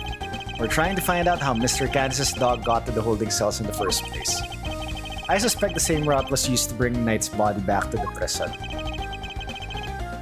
So we give the pooch a sniff of the body, and he'll find that route for us.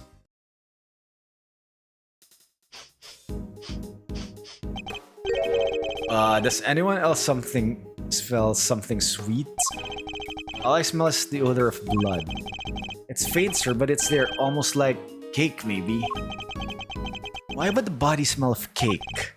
Okay, Missile, get a noseful. Here we go, follow that dog.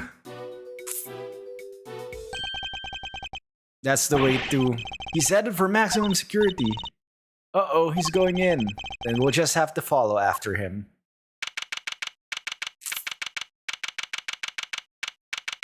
Okay, where's Canis?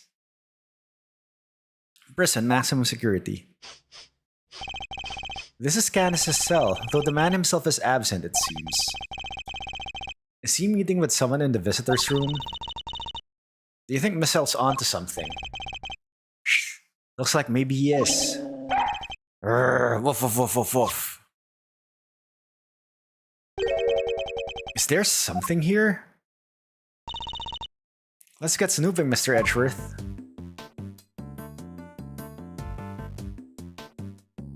Okay, why are we in the cell? Tea and rice crackers. Mr. Canis clearly doesn't lack for comforts. I can't think of worse ways to spend my time in jail than drinking tea and playing chess.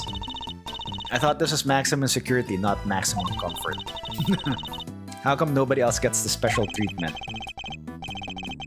Complaining to me isn't going to help. Perhaps you could take it up with the man himself.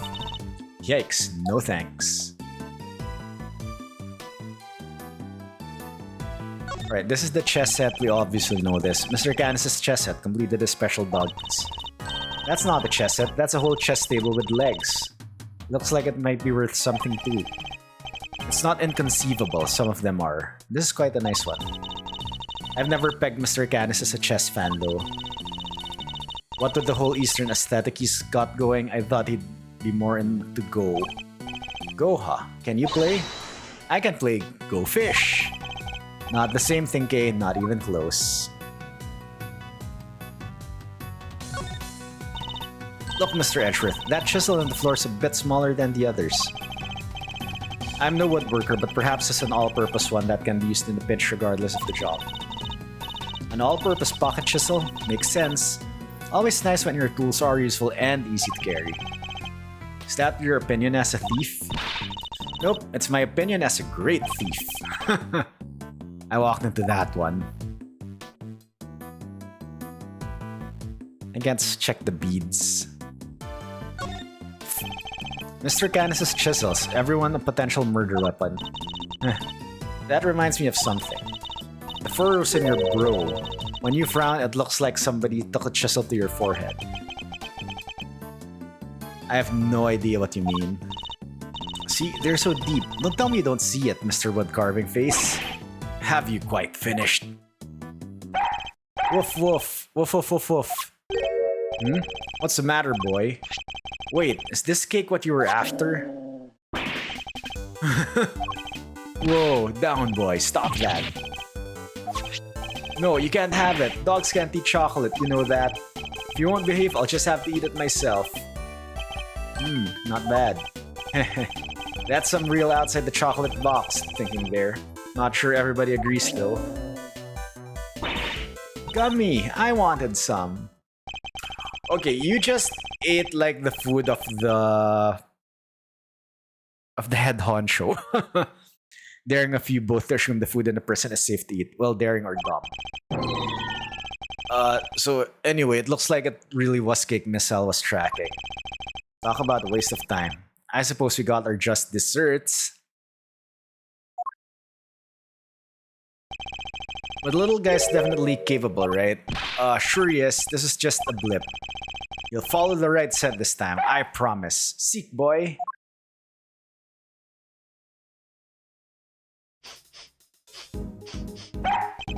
Woof woof. Oh, I think he's onto something.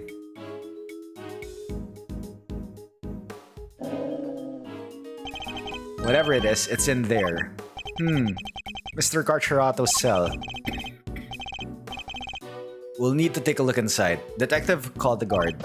Yes, sir.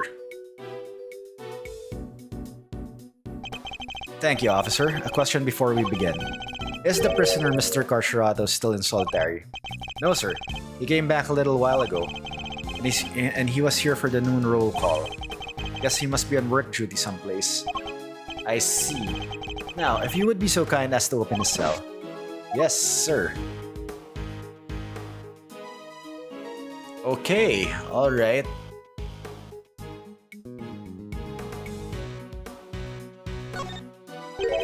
I'm surprised that they give the prisoners heaters, unusually kind or unusually careless.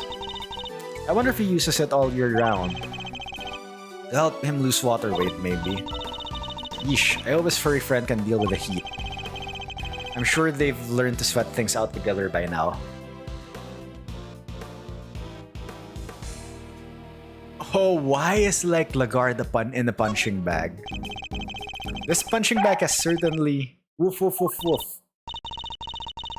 What breed were you again, Miss Alisher? It wasn't a boxer? No way. No way indeed. Quickly, detective. Move the sandbag aside. Yes, sir.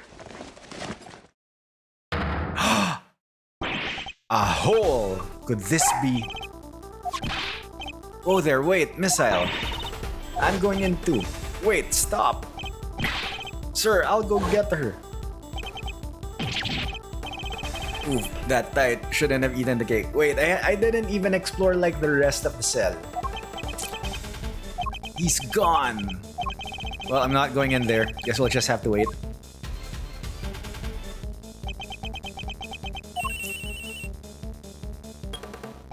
Hello? Kay? Are you alright? You're not gonna believe this, but we're in the detention center. The detention center? That hole. It's a tunnel that leads right into Mr. Knight's cell. What? Don't go anywhere. I'm on my way.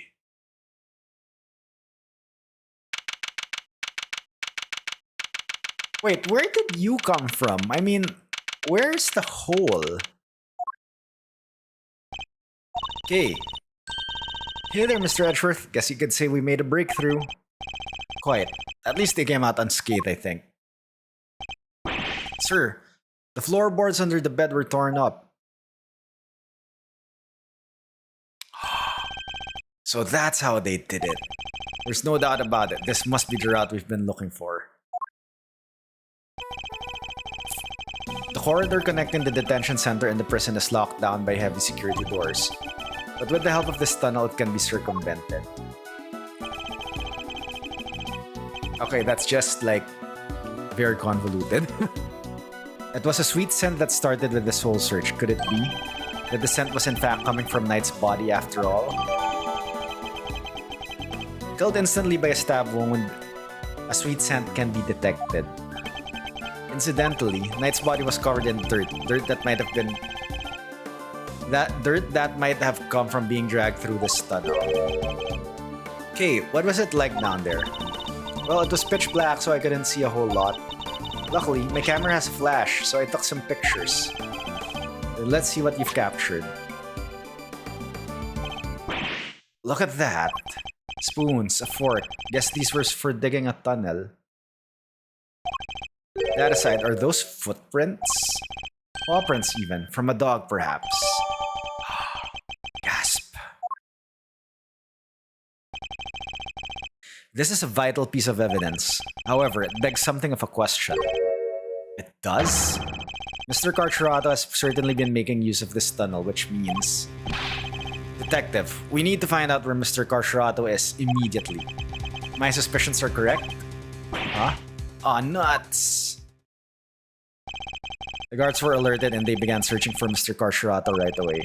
But after a thorough investigation of both the prison and the detention center, he was nowhere to be found. He escaped!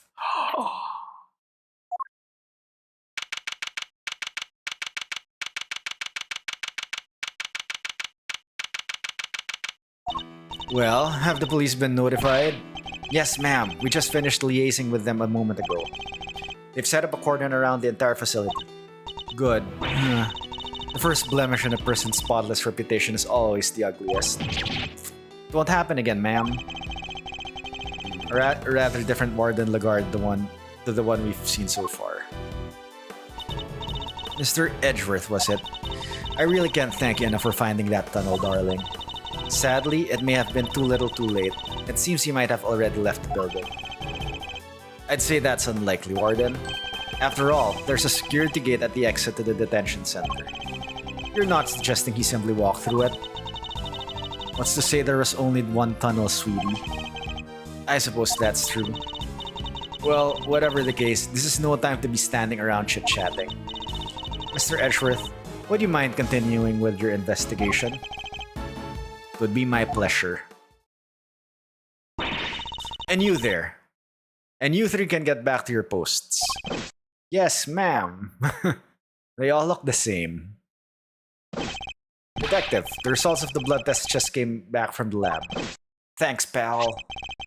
Let's see what they have to tell us about the blood we found in Knight's cell.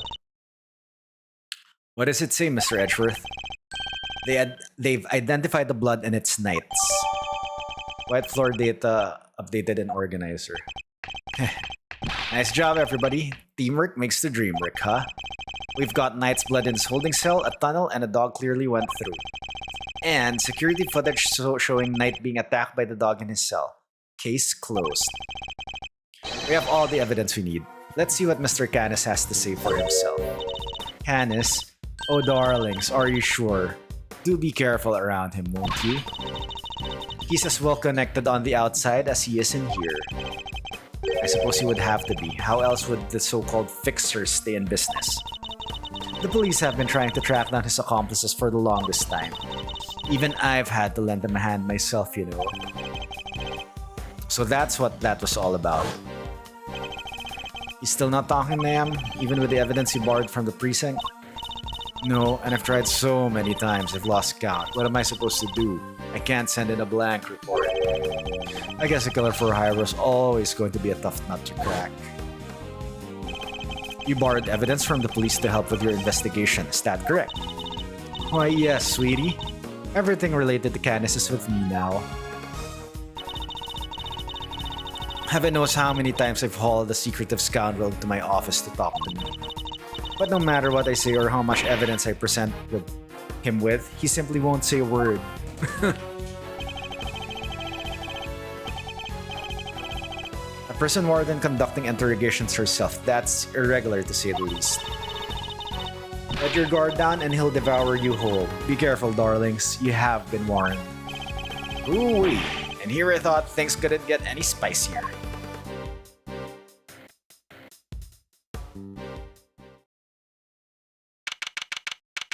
Oh my god, everyone's here. We have Gavel and Winner. We have Judge Mommy. Judge Gavel, I didn't expect to find you here.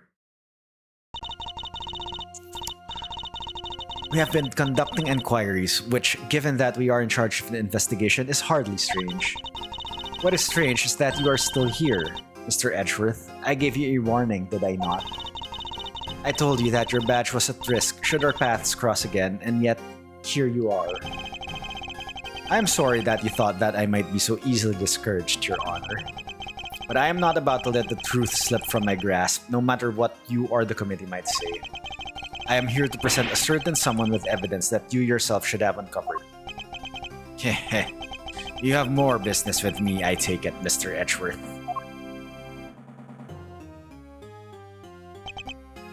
I do. I promised I would be back to prove that you were the killer, and here I am. This should be amusing. Very well, whenever you are ready. Objection! Not so fast.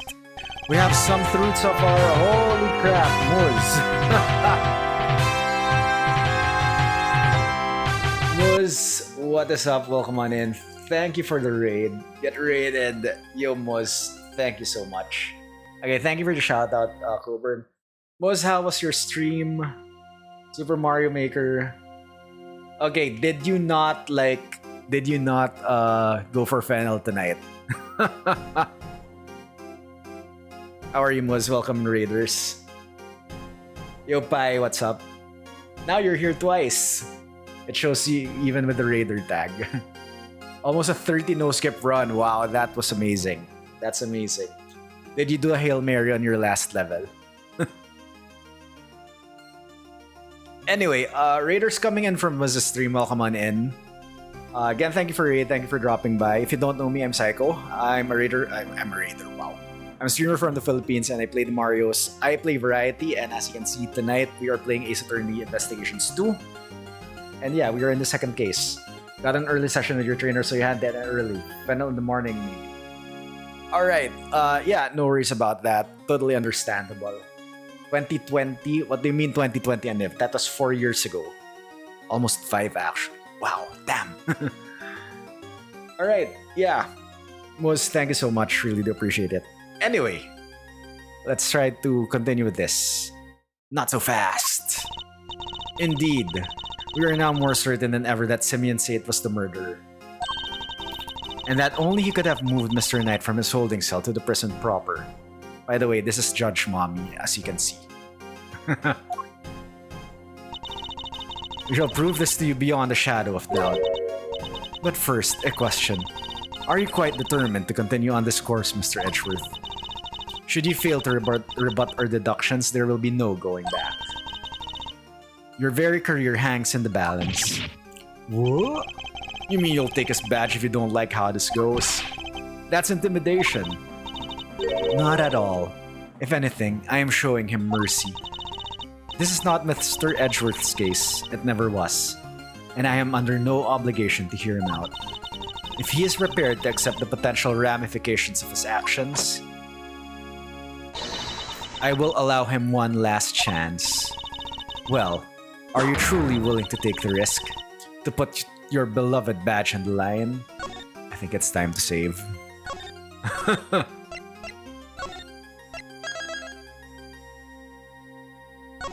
Confrontation, Verity Gavel. Yo, wandering abroad, Judge Awuga. Yes, it's Mommy Judge.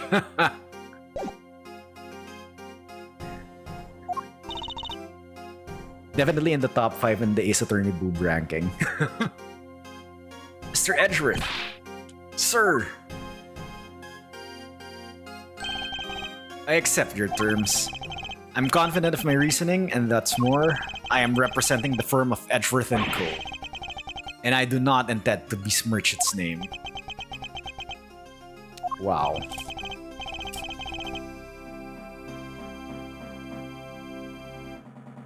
Alright, sorry. Very well, let us see whether you are brave or simply reckless. By the power vested in me by the almighty goddess of justice, let this judgment commence. Eustace, if you will allow me. Fine by me. He's all yours, Gavel. How a Knight wound up in the prison proper. You're aware of the incident involving Mr. Knight the day before yesterday, I assume. This doesn't seem like Allegro yet, so there's probably more. He assaulted an innocent guard and stole his keys. Later, in the middle of moving a large animal cage, Mr. Saint stopped by Mr. Knight's cell for a little visit. That's when Mr. Knight stole out of his cell using the keys he'd stolen. He slipped into the cage and there he hid as he was wheeled into one of the prison workshops. I figure she was going to bring up Mr. Saint going to Knight's cell. Okay. What do we have of... They have yet to be recovered. So we don't know where the keys are yet. And there's the missing guard uniform. Can we... I don't think we can view the security footage. Yesterday, after you so kindly made us aware of the security camera footage, we decided to take a look at it ourselves. Perhaps you would like to see what we found. Oh, okay. This is still from the footage we received. Holy shit. Mr. Saint speaking with Knight at his cell. Correct. You'll also note that he has positioned the cage in such a way as to obscure the camera's view. It is this blind spot that Mr. Knight exploited in order to enter the cage undetected. A sound deduction based on what can be observed wouldn't say. A blind spot, which means that the camera wouldn't have been able to capture the moment Knight entered the cage if he did at all. So it's still possible that he didn't actually leave his cell at this point. I don't get it. Why would Mr. Knight want to hide in the cage? There's really only one possibility. He intended to escape. A prison break, that's so cool. Mr. Carcerado, Mr. Knight, everybody's doing it. I have to step up my game. Okay, now is really not the time. Mr. Carcerado's escape is no laughing matter. It is my belief that Mr. Saint helped Mr. Knight with his escape attempt. That is to say, he was his accomplice. Wow, go Simeon! That wasn't a compliment. I understand that the cage was briefly taken to one of the workshops. I imagine that had things gone to plan, Mr. Knight would have remained in the cage until after the show, and then removed from the premises along with the rest of the circus's equipment. Unfortunately for Mr. Knight, Mr. Saint had other ideas. He killed his friend in cold blood. Judge Gavel's argument seems reasonable, but there must be a fault in her logic somewhere, and I'm going to find it.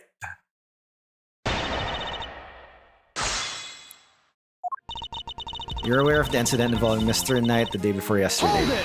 Hold it! Your Honor, about this incident. You have heard about it, of course. Surely any attorney worth his salt would have his sources. Yes, I am aware of it, of course. I simply wish to Overruled? Then you are wasting both our time. Shall we continue? Excuse me. He had assaulted an innocent guard and stole his keys. Do you have any proof that Knight stole the keys? I can think of no other reason for him to carry out such a brutal attack. Once the guard he assaulted regains consciousness, I am sure he will confirm our suspicions. I wouldn't be so sure. Perhaps I should press her further in her reasoning. Sorry, but I believe there's a flaw in your reasoning. If Knight had the keys, there was nothing to stop him from leaving whenever he wanted. Why wait for Mr. Saint? There was no need, surely. He chose the option he deemed most likely to succeed. He stole the keys and hid them somewhere, then waited for an opportune moment to present itself. He hid the keys? I am afraid you have made an uncharacteristic oversight, Your Honor. Knight wasn't hiding any keys. That has been proven already. This is the piece of evidence proves Knight doesn't have the keys. It's actually the keys because they haven't been found. Take that! Since you know about the incident, I assume you must already know this, but after the assault, the guards searched both Knight and his cell and no keys were found.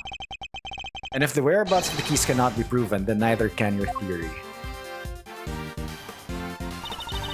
I have considered the matter of the missing keys, and I do not think it's such an issue. I still believe he had them.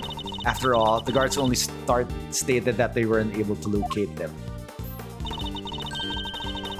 And this is because they were cleverly hidden inside the pocket chess set. Knight's chess set, the same set in which the murder weapon was also allegedly hidden? Was it? I can't help but wonder about that.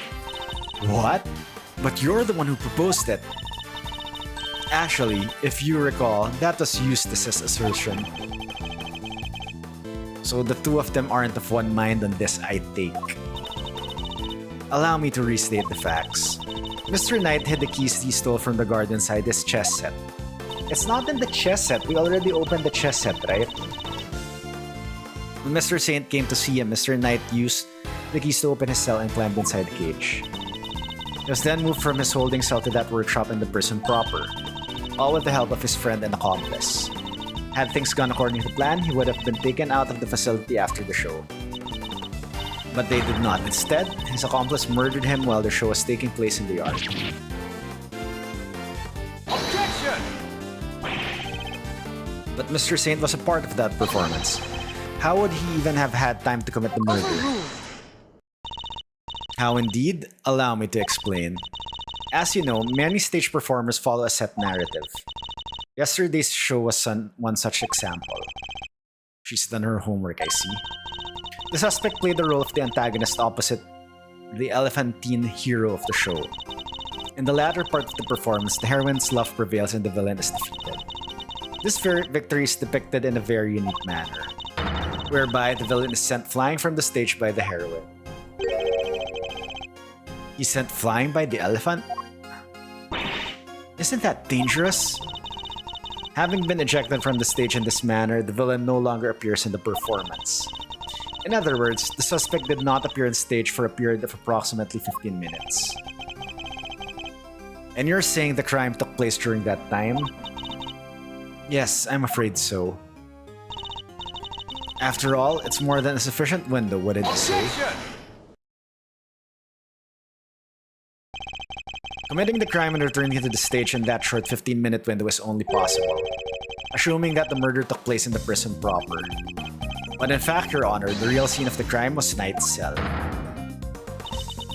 I seem to remember telling you that I would not accept that part of the security footage into evidence. Objection! And you won't have to. I have proof of a different kind. Very well, would you be so good as to present it? What proof do you have that the murder took place in the victim's holding cell? It's the floor with the blood. Take that! This appears to be a photograph of a floor? Almighty goddess of justice, grant me patience.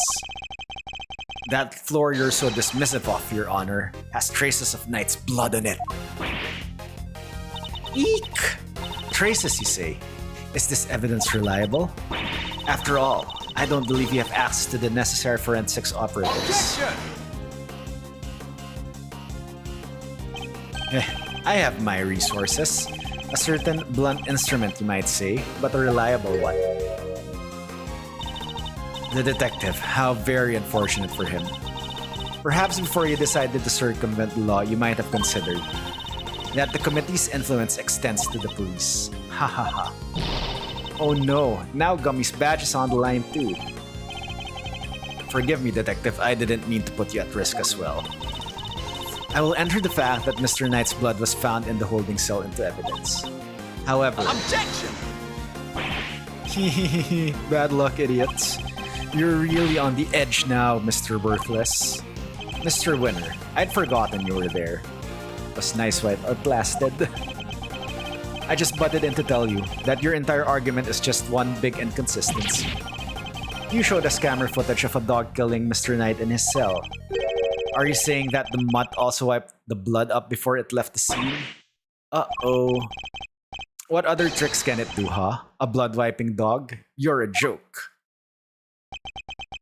Oh no, you'd have wiped that blood up, wouldn't you, boy? Yes, Helmut, yes you would. What? That was one of the tricks I taught him before our work together was rudely cut short.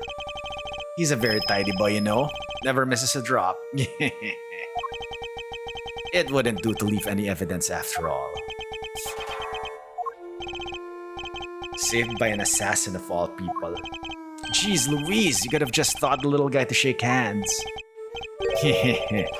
Oh, he does that marvelously too. Although, the way I taught him to do is somewhat unorthodox. First, he bites down hard on the victim's hands, then, la la la la la, I'm not listening. I see. Very well then, Mr. Edgeworth. It seems you may have gathered some evidence worth considering. Your understanding... Wait, I'm not done yet. I just thought of something else. Overruled. Oh boy. Somebody's taking no prisoners. Eustace, would you be so kind as to allow me? All yours, Cavell. Well, do you accept the truth now? The crime took place in Knight's holding cell, and the assassin's dog was the killer. My position is the same as it was yesterday. Until you can explain how the dog moved between the prison and the detention center, I cannot accept your theory into evidence. I thought you might say that, which is why I'd like to show you something else. This piece of evidence shows how the dog could freely travel between the prison and the detention center. It's the tunnel. Take that! Eek! This is... It's a secret passageway that runs beneath the prison. What? A secret passageway? It was dug by one Mr. Rocco Carcerato, escapee.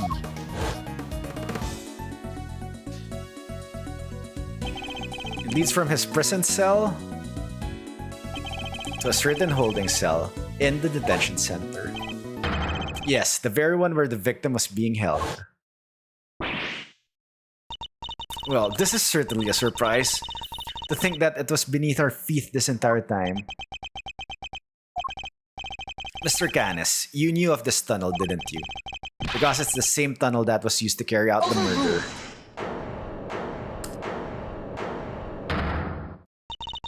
In the name of the goddess of justice, overruled, Mr. Edgeworth. You are out of line. How so, Your Honor? Overruled. Evidence is everything, whether in a court of law or at the scene of an investigation. Isn't that your little catchphrase? Well, it just so happens that I have some evidence of my own.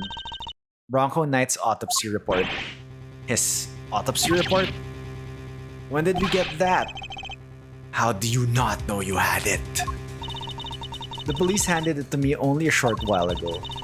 The findings are still preliminary, but it has something of value to tell us nonetheless. The goddess of justice speaks to us through these pages, Mr. Edgeworth. Cause of death, stab wound to the throat, and the weapon is said to be a sharp blade of some sort.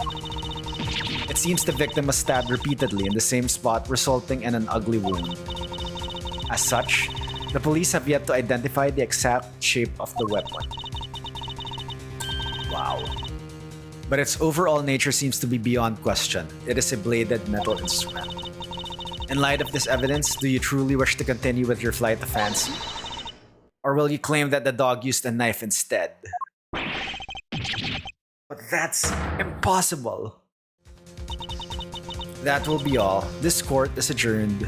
Objection! But the tunnel, the paw prints. What of them? Helmut is something of a wanderer. Perhaps he just happened to cross this tunnel this one day. Although I couldn't say for certain, I myself cannot wander quite so freely. That would be quite a coincidence, but I can't prove it's not the case either. Sure, she knows how to keep a secret, huh?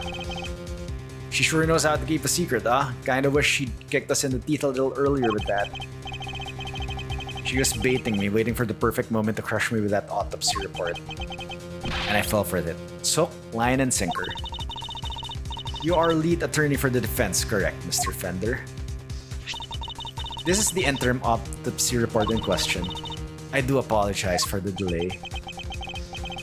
Yeah, no sweat. Thanks for hooking us up. Autopsy report. Woo! We finally have an autopsy report as evidence.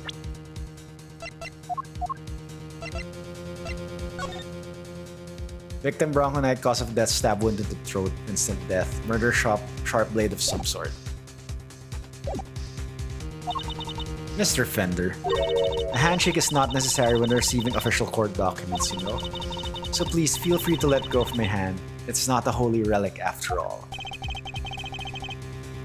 Was just trying to be friendly, Your Honor.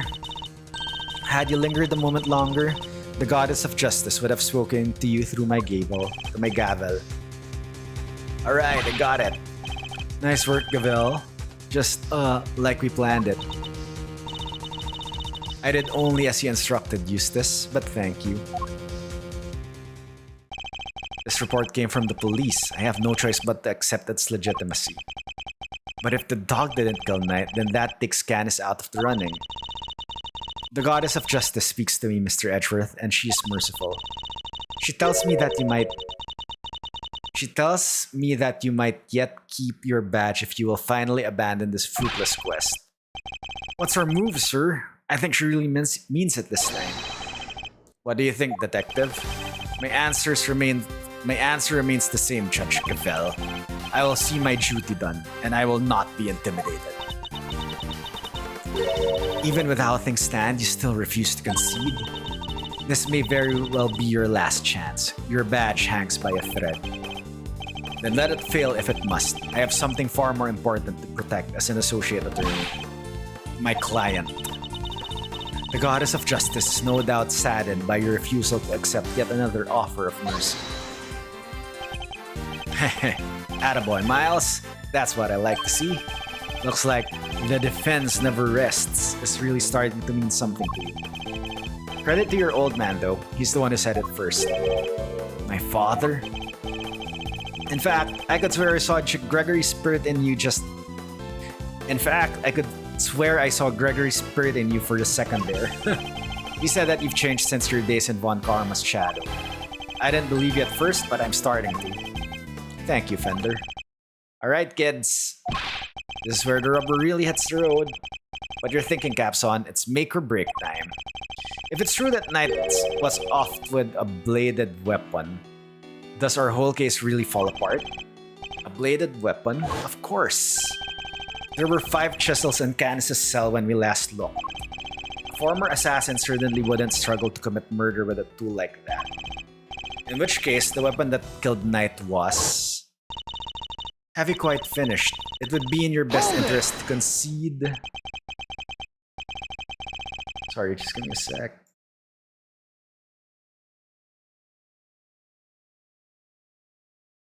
Okay. Evidence is everything. It may well be my little catchphrase, but it's also true. So the murder weapon was a sharp blade. Then where is it? The guards didn't find it. Why can't you let this go? So what if they didn't find it? What are you driving at? What if I were to tell you that I now know what the real murder weapon was? And it was right under our noses the whole time, indeed. It was one of Mr. Canis' chisels. Wow, this is a Deus Ex Machina move. What? I would advise you to stop bombarding us with your irresponsible half-baked theories, Mr. Edgeworth. You have repeatedly insisted that Mr. Knight was killed in his cell by a dog. I simply go where the evidence takes me, both in the courtroom and at the scene of a crime. If the murder weapon was in fact a chisel, then yes, the murderer could not have been the dog. The murderer could not have been the dog. But that begs the question of what exactly it was we saw in the security footage. Oh yeah, the security footage. How do you explain that, Mr. Smarty Pants? An excellent question. The footage shows...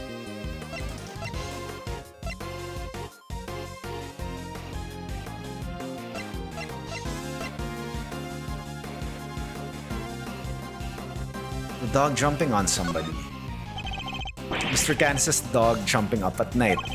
The dog attacked Knight, but he didn't kill the man. He didn't? No. Knight was merely knocked out. The dog didn't drag a corpse through the tunnel. He dragged an alive but unconscious Knight. The real killer was the dog's master. Ooh, I get it.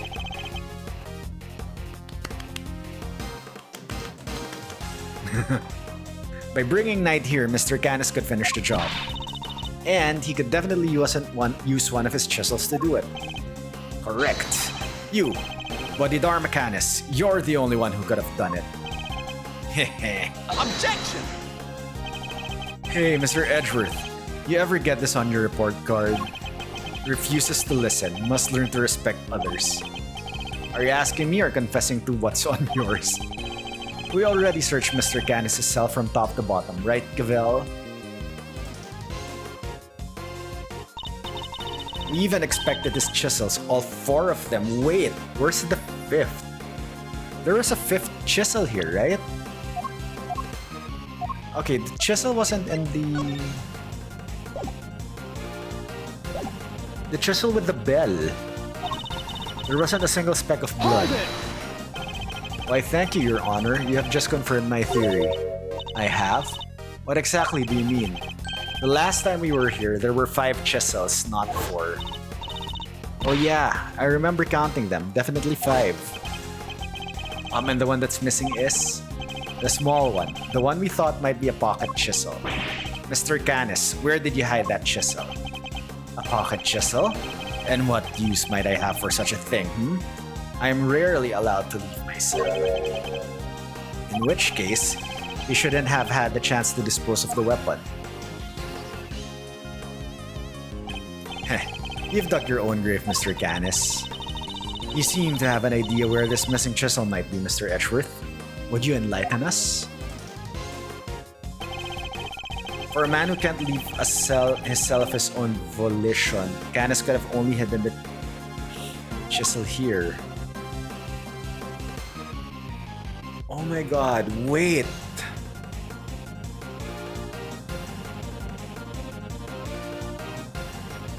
Take It's that! still in the area. Mr. Canis is still a prisoner despite the comfort he enjoys. He is rarely allowed out of his cell. He could have given the chisel to his dog to leave somewhere, but that would have been far from ideal. He would have no way of guaranteeing where it might end up. Intriguing. Do go on, Mr. Edgeworth. Furthermore, this room is the only place where a bladed instrument wouldn't raise an eyebrow. 4 chisels, 5 chisels, who's counting? The fact he took full advantage of. Ah, the old keep the incriminating evidence close routine. Classic. Objection! But I looked, I searched the whole cell myself, and there's just nowhere he could have hidden it. Objection! I am certain that the murder weapon is here, and that the reason why no one has found it yet is because it was hidden in such an ingenious manner. Hehe, do enlighten us, Mr. Edgeworth. What was my ingenious plan? Think, Miles, there must be a hiding spot he could make use of. Think about when you came here previously. What are you missing?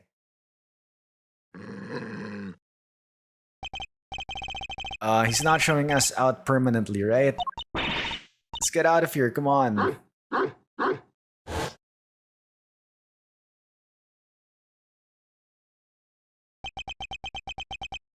It's with the dog.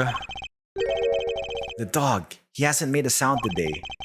When we were here before, he barked and growled repeatedly. Canis even encouraged him to do so. That must be it. I knew something was off.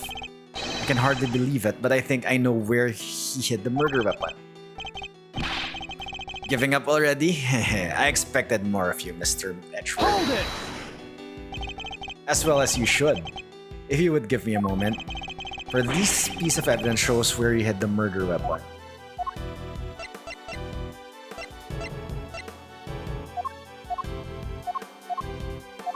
It's the dog? Oh my god, I can't save, damn it.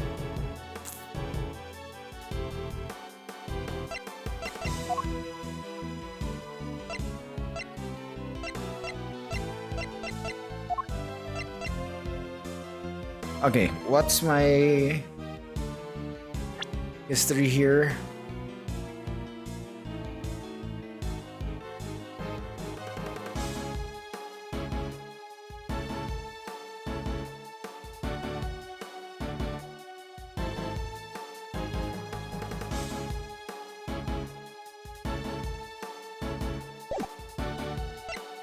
Take that! Your dog. He seems unusually quiet today. Oh yeah, unlike last time when... Mr. Canis, if you would be so kind as to open Helmut's mouth. Oh, come now. He hasn't barked because he is a well-behaved boy. I had to order him last time. And order him again, this instant. It's not like we're asking for the world, Mr. Canis. Or do you have something to hide? If you insist. Come on, Helmut. Open up. And there we have it. A chisel that small was easy enough for a dog. What? A chisel in the dog? Why is there a chisel in the dog? I thought he'd be strangely quiet. I guess his brain has finally caught up. Eustace. Why don't you be a good boy and call forensics? Tell them it's urgent. Okay.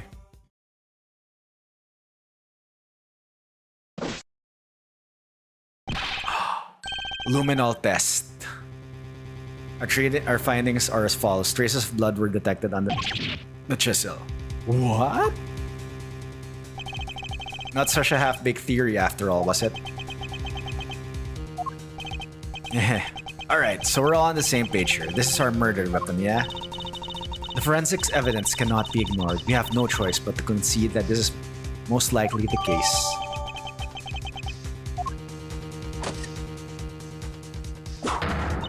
Mr. Canis, in light of the discovery of the murder weapon, the court demands that you explain yourself.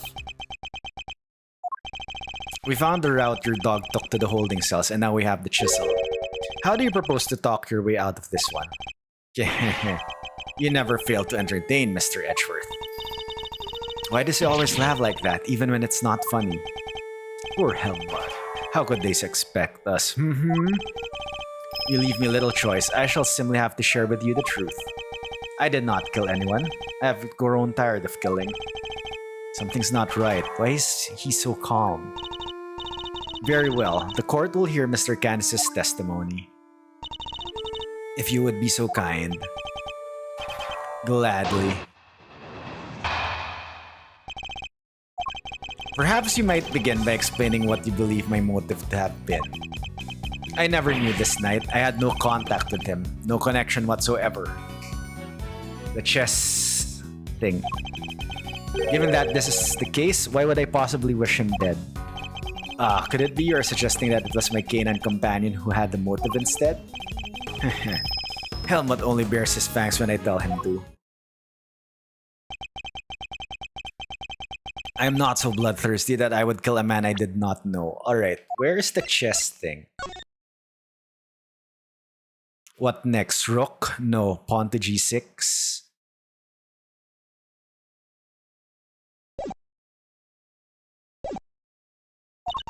I mean, when he puts it that way, an assassin who only kills his acquaintances, not the soundest business model, I agree. My work required me to deal with strangers, of course. But murder for its own sake, that's not my style. So I need to prove a link between Knight and Canis. I should go over the evidence again and see what I can discover.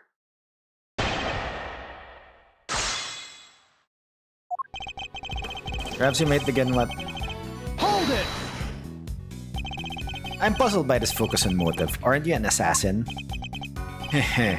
Assassination or not, Mr. Edgeworth, I do not spill blood for nothing. Neither in a professional nor in a private capacity. That's just not how it's done, is it, boy? I never knew this knight. I had no contact with him, no connection whatsoever. Hold it! You didn't know who he was? That's quite unlike you, Mr. Canis. You overestimate me, Mr. Edgeworth. Perhaps you had a harder time putting me in here than I had realized, but I am no master criminal. That said, you are no run-of-the-mill prisoner either. You're the fixer, correct? I find it highly unlikely that a man in such a position would have no knowledge of the new detainee at all. Hehe. Then you have a rather inflated idea of my position. I have my connections, yes, but I am not all-knowing. And I knew nothing of Mr. Knight.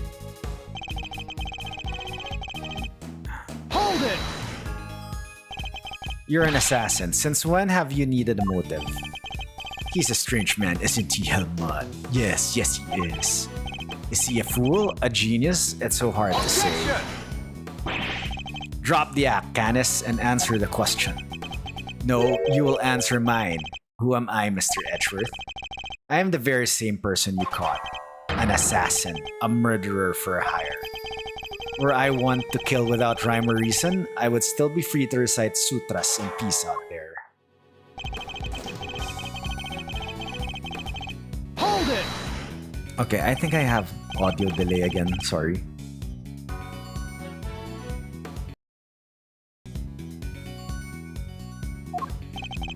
But what is this man talking about, Helmut? Why would he say such an awful thing about you? He's a silly man. That's what it is, yes. And perhaps he killed the wrong person. That would explain the lack of motive. Do your precious police dogs attack people willy-nilly? Have some respect, Mr. Edgeworth. If you are going to accuse Helmut of something, at least show us some evidence to back up your claims. What if I had any? Helmut only bears his fangs when I tell him. Hold it! Then you must have done so, didn't you? You ordered Knight's death. Hehe. Oh, Mr. Edgeworth, you'll have to try harder than that. Have you forgotten what I just said? I did not know Mr. Knight. I do not even know that name. If you're going to insist otherwise, then the least you can do is show us some sort of proof. He must show us some proof, mustn't he, Helmut? Yes, he must. Whether it was Canis or his dog that committed the killing, Knight would be dead if Canis himself had wanted him to. So my first order of business should be to prove that Canis and Knight need each other. Okay. I need to present here the chess diagram. Objection!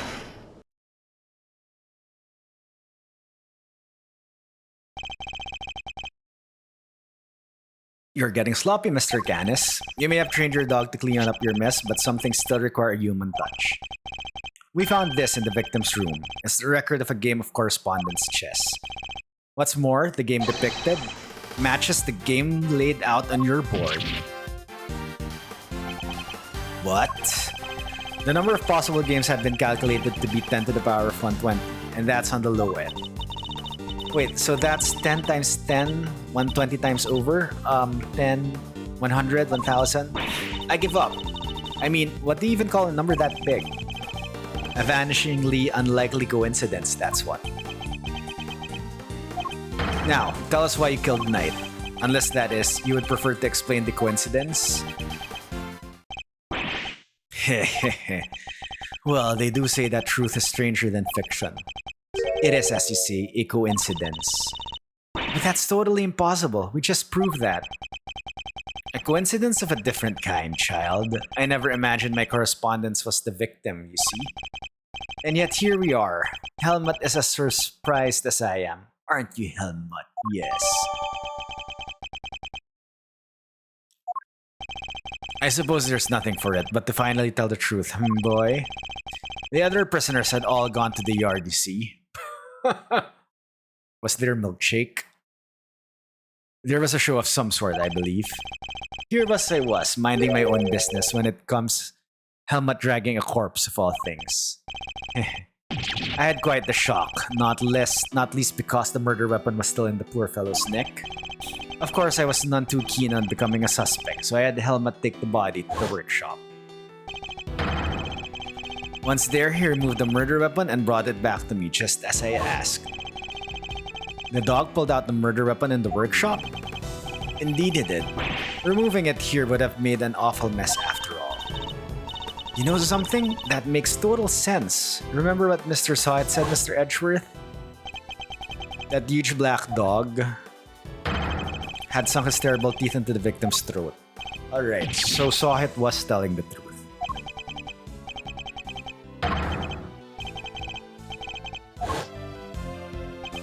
I see, so what Mr. Sahit actually saw was Helmut removing the murder weapon then. Precisely. I can't say I wasn't a little disappointed that he was spotted, of course. Silly boy, it's not like you to slip up like that, is it now? And there you have it. That is about all there is to tell. I did not kill the man. At most, I am responsible for the removal of the weapon. Now, will that be all? Poor Helmut is growing restless. Sorry, but if you could entertain us for just a little longer, Mr. Canis. Fender? No offense, Palio, but I don't think you've quite told us everything. I'm sure we'd all like to know why you thought you needed to pull the chisel out in the first place. He's right. It makes sense that he would move the body to avoid suspicion. But Canis had no reason at all to recover the murder weapon.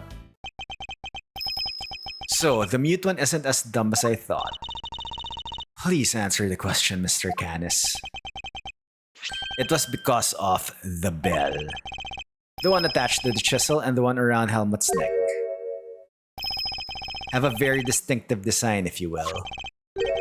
Of course, they were something of a trademark of yours, were they not? I don't get it. How does that even work? Bodhidar Mechanus, the blind butcher, his appearance was always announced by the sound of bells. The last sound his victims would ever hear...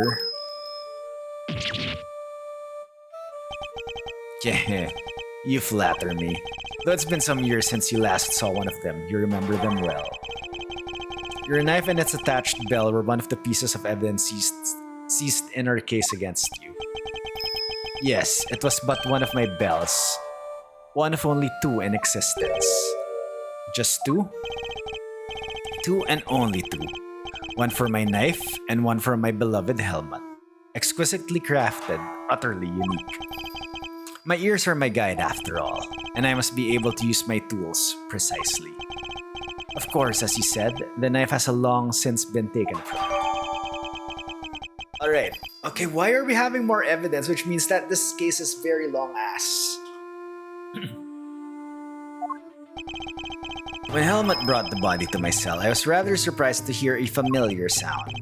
At first, I was sure that my knife had been used to do the deed. But no, a chisel. An ordinary chisel. It's certainly no assassin's blade. Nonetheless, the bell would have suggested my involvement. Oh, holy crap. Shadow Biju. Thank you for the raid. How are you doing? Welcome on in. Were you doing SMW? No, you're playing RuneScape. How was it? Raiders from Biju stream, welcome to it. Got to raid me for once. Yo, thank you. Biju, thank you very much. I was actually hoping that you'd go on for a little longer and I'd be raiding you later on, but yeah, I really do appreciate it. I'd be raiding you, but this case is still ongoing. Anyway. I was playing RuneScape Leagues. Nice. We'll probably switch back tomorrow next week. Nice. Looking forward to it. Anyway, everyone coming in from Biju stream, welcome on in. I really do appreciate you dropping by. If you don't know me, my name is Psycho. I'm a streamer from the Philippines. I'm a variety streamer. Play Mario primarily, but tonight we are playing Ace Attorney Investigations 2 in the second case, and it is very long ass, and it's like twisting all around and very convoluted. We don't know who the killer is. But yeah. Alright, it's not Shelly the Killer. The killer's out. Shelly the Killer's out there. Alright. Compounding the matter is the fact that I am the only person in this prison permitted to use such tools. It was clear that I would become the prime suspect, and so the chisel had to be removed and hidden. You still claim that all you did was have the dog move the body, that you had nothing to do with the killing? You can't believe it's not the killer. Of course. The killer's not in this case. Yet. How could I? I told you, the chisel is not mine. You need not take my word, Mr. Edgeworth. Why not have checked it for fingerprints? Eustace. Huh? Me? But I don't know how to check for prints. Get forensics. Oh, right. Sure thing. My god, this other person's so incompetent. We got him. Fingerprints. They're Mr. Knight's.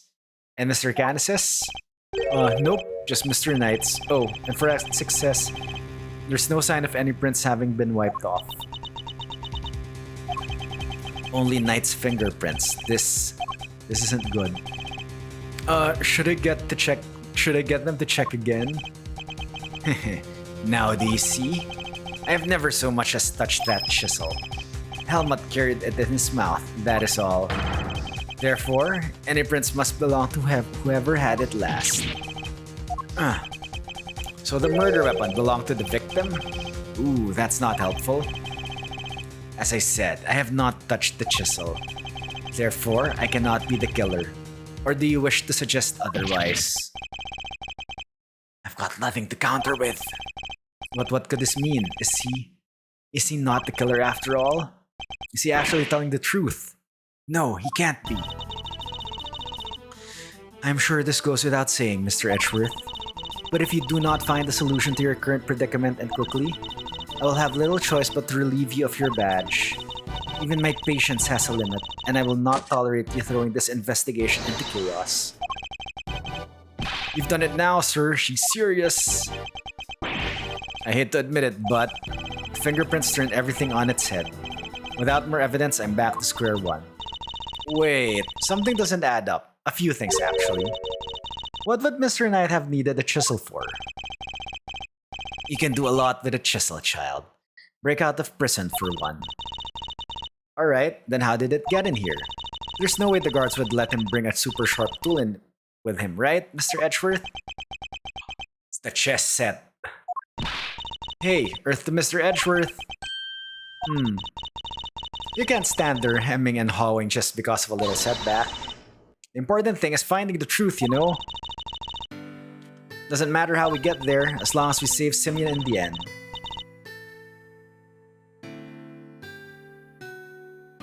We can't give up now, or ever. Yeah, what she said. I'll second that.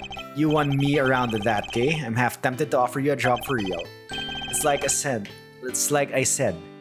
the defense never rests. We need to do the air quotes. Or rather, like your pop said, what do you think lies at the heart of those words, Miles? Any guesses? The heart of those words. It's like this. As defense attorneys, our client's fate rests on our shoulders. We're the ones they can turn to. Simeon's our client, and we're the only ones who can save him. So we can't rest, not while he's counting on us. I'm not about to turn my back on your old man's legacy. Are you? I'm an associate with the defense now. No, I'm an associate with my father's firm.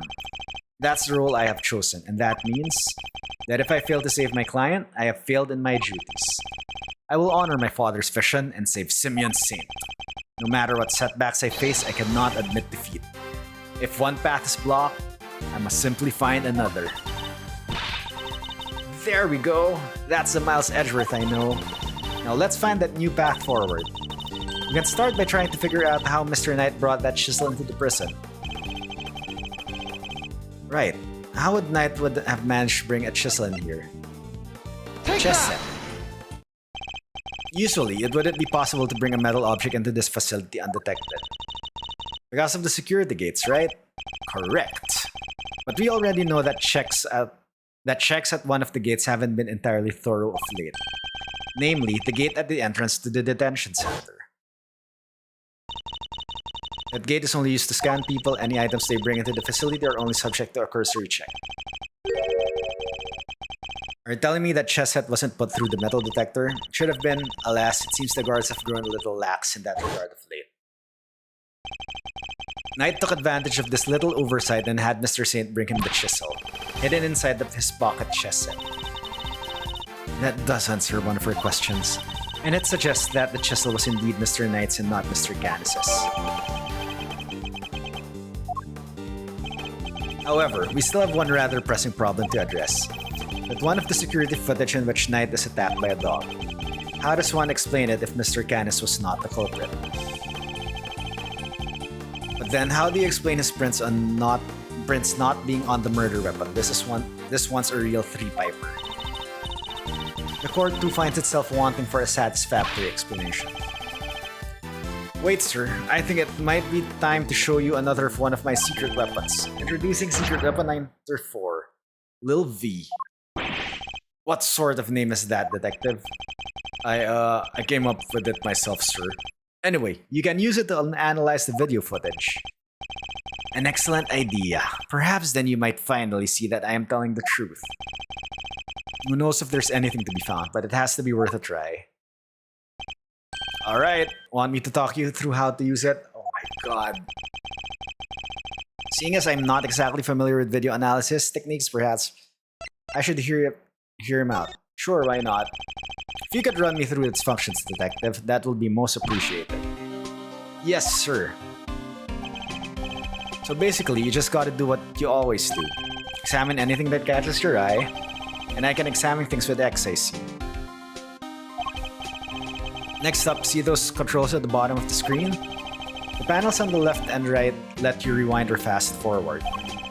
You can use the middle one to pause. Get used to those and you're golden, sir. Seems I can also press R to fast forward or L to rewind, and A to pause. When the video is paused, you can go to the previous frame with L or the next frame with R. Or just use the same control panels I showed you earlier. Lastly, I better explain how to zoom in. Just line up the old cursor with the area you want to take a closer look at, then use the panel on the bottom right, and little V will do the rest. It's got two expanding arrows right on it. Can't miss it, sir. I can zoom in by pressing Y too. Alright. By the way, even when you're zoomed in, you can still examine stuff just like in regular view. You can also make use of previous and next frame. Only thing you can't do when you're zoomed in is play the footage, so there's that. I see, and how do I zoom out again? Just the panel on the lower right.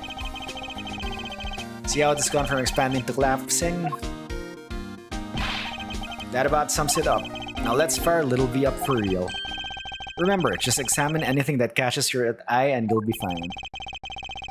Footage from Knight's holding cell. Other than the victim being attacked by that dog, I can see what else it might show us. Suppose we're wrong. What could we be looking at instead? Could the person in footage be someone other than Knight? And if so, could whoever is attacking them be something else too? Should keep both questions in mind while reviewing the footage.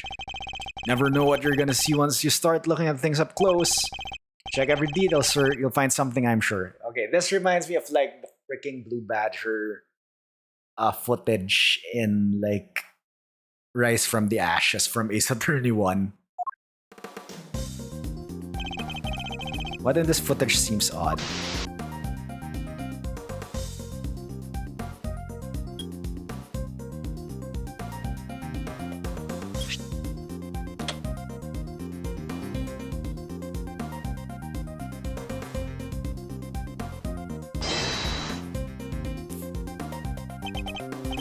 I must be seeing things. I should take another look, and if nothing seems off at first glance, zooming in might help. The devil is in the details after all. What?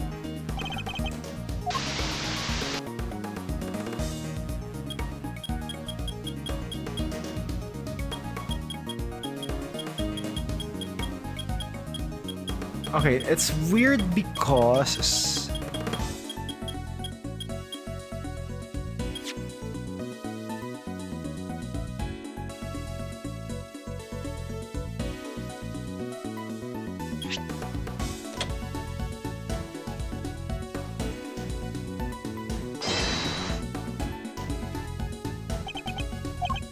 Ah, shoot.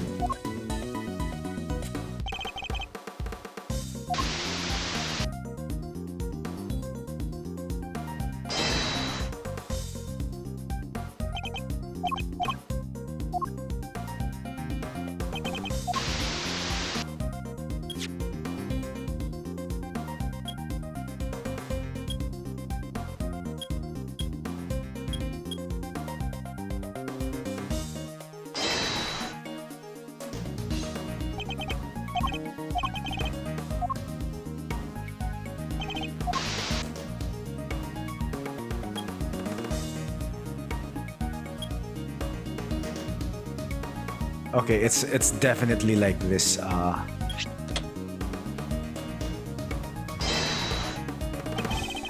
figure is reflected in the mirror here too. Is that a hat? Say, it doesn't look like the hats the guards wear. Oh jeez, is that what I think it is? Have there been reports of one of the animals attacking a guard recently? Not that I've heard of. So this may not be a guard at all, but someone dressed as one. Perhaps this might shed a little light on the matter in the hat, because there is a missing uniform. Take that! So, no guards have reported being attacked by an animal as far as we know. But we did hear about a guard's spare uniform being stolen. Could the person in the security footage perhaps be someone disguised as a guard? Someone attempting to escape without being noticed?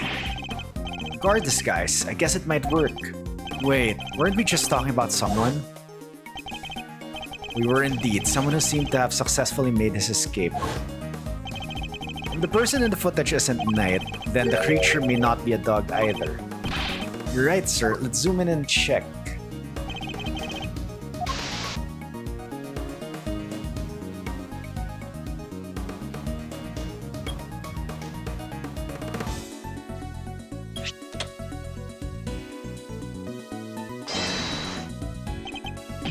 Sir, look.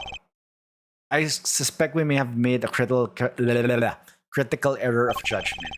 What we're looking at here is no dog. This animal is a bear.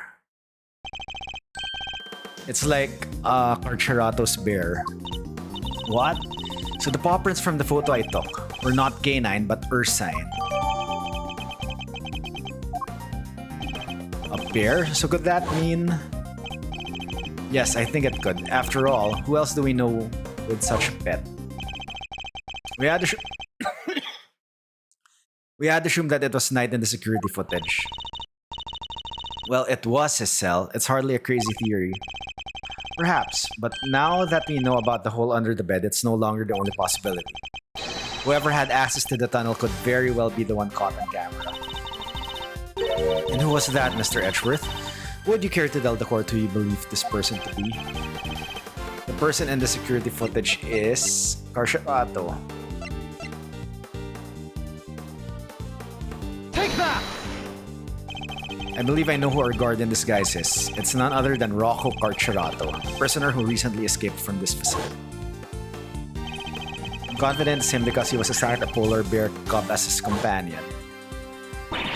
But the bear in that video is all black. Indeed. And we have evidence that explains why.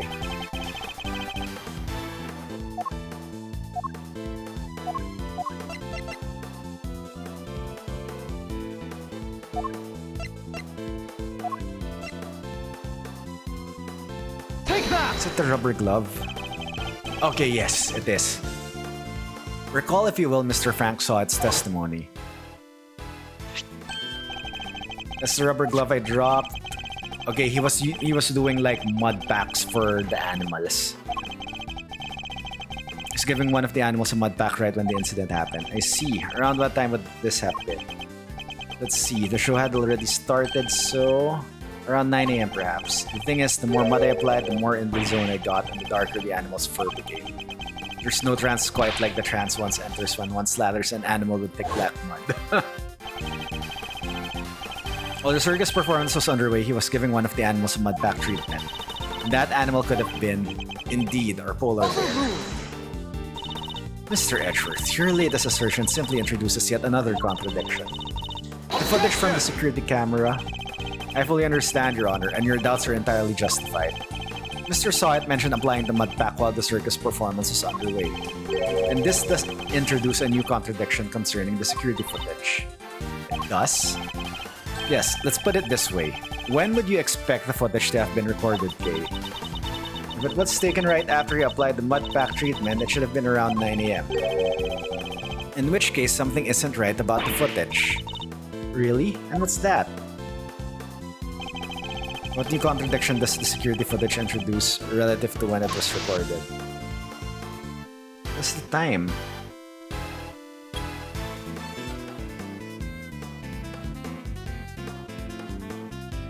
Take that! Mr. Sawit said he administered the treatment at around 9 a.m. In which case, the security footage should also show a time of around 9. However, the time says 6:42 a.m. On the day of the murder, prisoners all went out to the yard to watch the circus. All except 3. Canis, who remained in his cell, Sawit, who was administering a mud pack treatment at the workshop, and Rocco Carcharato, who had been awaiting that precise moment to put his escape plan into action. I believe he entrusted the bear to Mr. Sawit before entering the tunnel.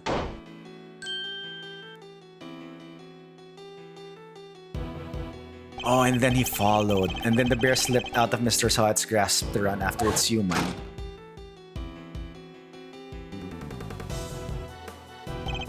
And Mr. Sawit would have left the workshop to pursue the bear, at which point he saw Mr. Canis' dog retrieving the murder weapon from Knight's body. It all fits perfectly except for the security footage, which should have been recorded from around 9 a.m. However, the timestamp is 3 hours off. But why would the timestamp be wrong? Detective, I would like you to have the security camera examined right away, please.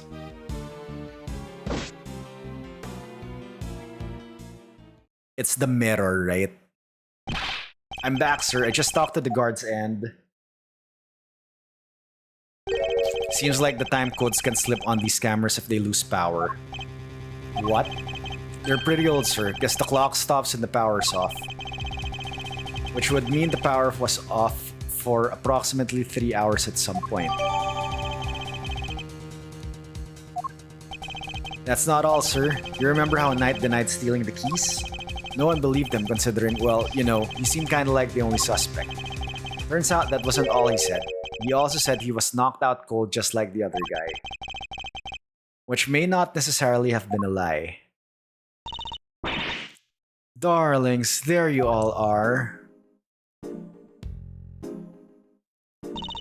How goes the investigation? Is there anything I can do to help things along? Actually, there might be something we can do for you, Warden Lagarde. The escapee, Mr. Carcerato, I believe, may still be on the premises. He is disguised as a guard. Here's the proof, should you need it. We're reasonably certain that the person captured on this tape is our man. And if I am correct, he might even be right here in this room with us now.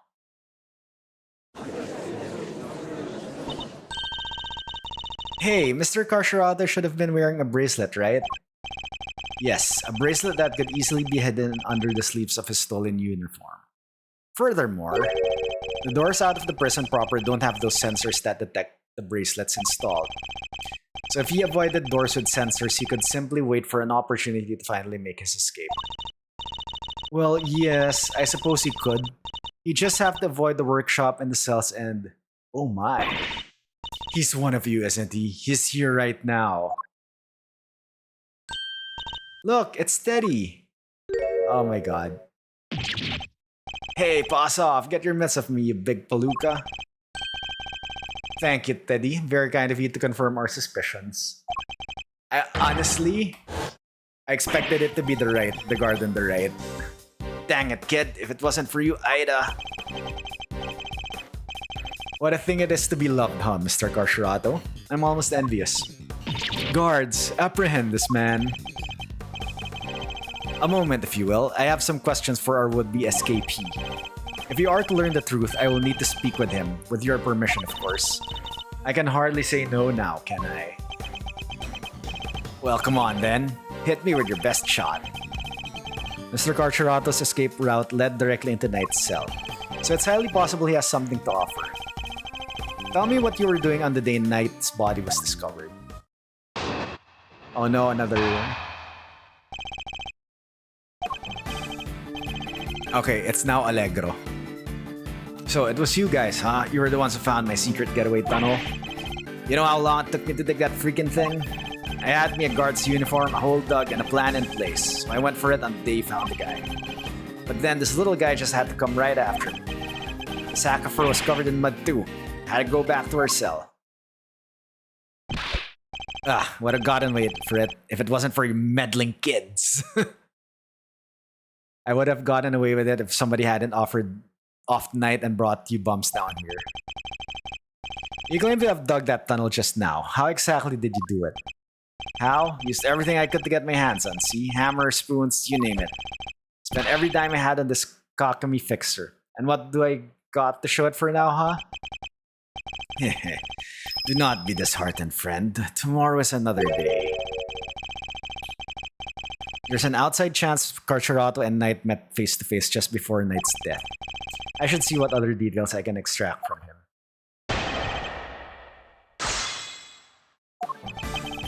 So it was you guys, so you're the ones who found my secret getaway tunnel.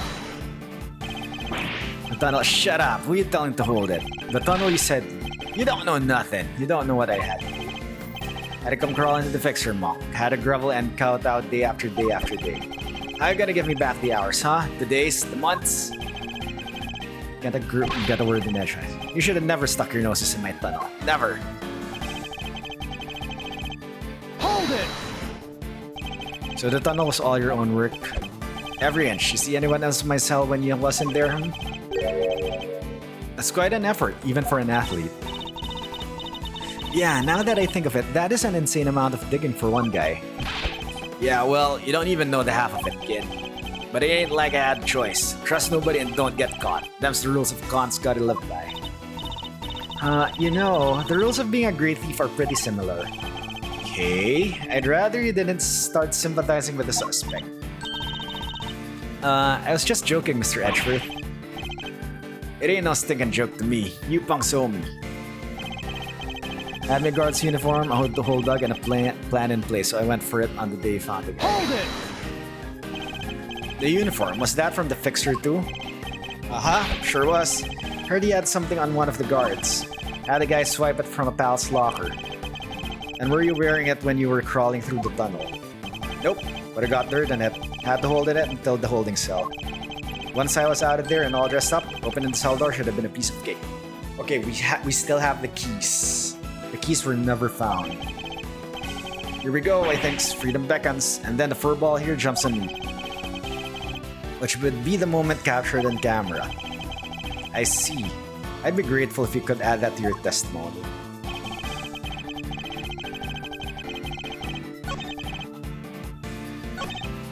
Hold it! Opening the cell door should have been a piece of cake, you say? Sure, anything seems easy after dragging yourself through a hole in the ground.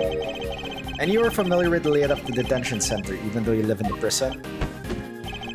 Why wouldn't I be?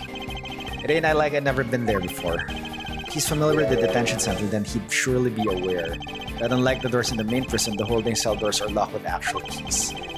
And I'm sure Mr. Carcerata would have needed that particular piece of evidence to make his escape. Alright, it's definitely the set of keys. Hold it!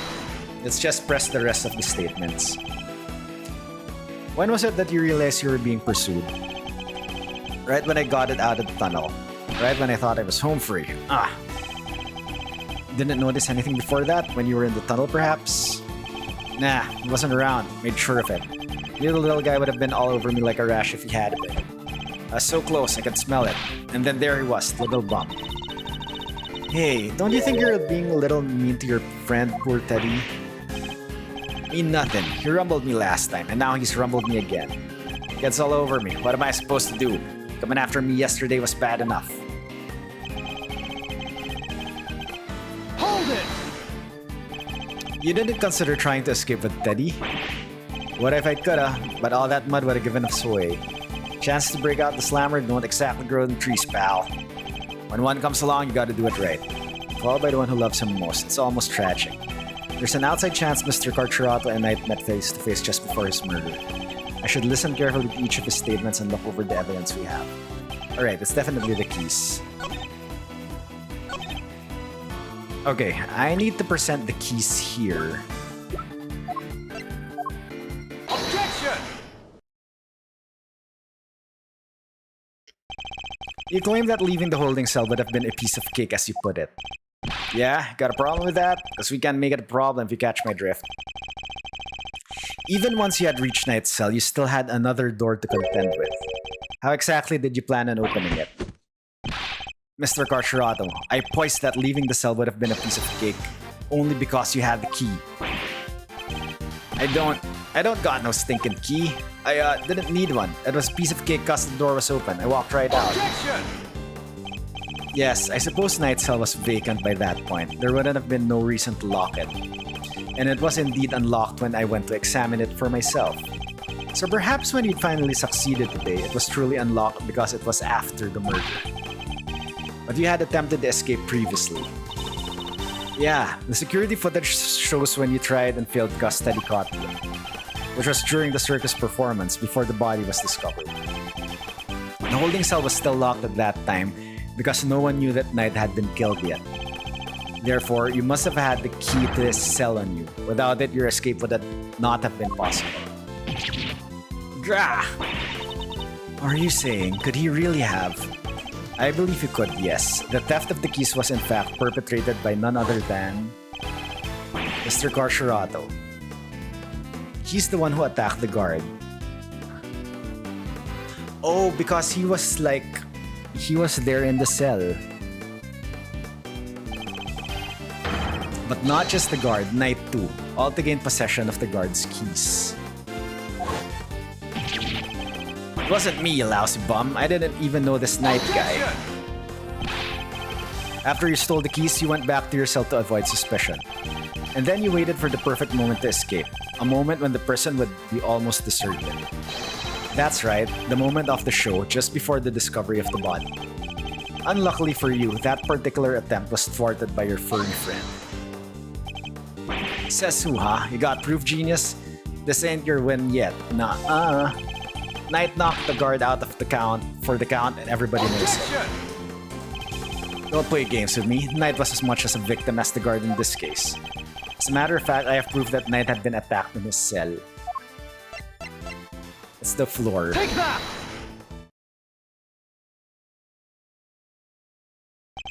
We found traces of Knight's blood on the cleanly wiped floor of his cell. What could possibly explain such a thing other than him having been attacked? And it was you who attacked him. You ambushed the both of them and stole the keys. Grah! Why, I oughta... What's with you, huh? That newspaper wiped that blood up good. Ain't no way you should have found it. Okay, he's admitting it. Okay, but why did you think you had to wipe it up anyway? If they checked Knight and the guard's hands, they would have seen those two never came to blows. But that blood would give up the whole game. Ain't no way they don't figure there was a third man in the ring. Plus, once they started sniffing around on the floor, they found a tunnel in the heart. So you wiped up the blood to buy yourself a little more time so you could wait for a better opportunity? Sadly, the opportunity you sought wasn't good enough to get you clear of prison, it seems. Now, hand over the keys. Breakdown! Right in the kisser!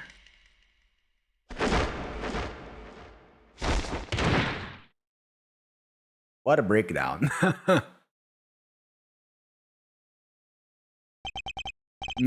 KO'd by a lousy stinking bum. Fine, you want keys here. Hope you choke on him. That's still a piece of evidence? Overruled. Wait a moment. If Mr. Carcerado here had the keys? Indeed, Your Honor. Your theory relies on Knight having used the keys he allegedly stole to escape his cell. That was the only way he would have been able to enter Mr. Saint's cage and be moved to the workshop.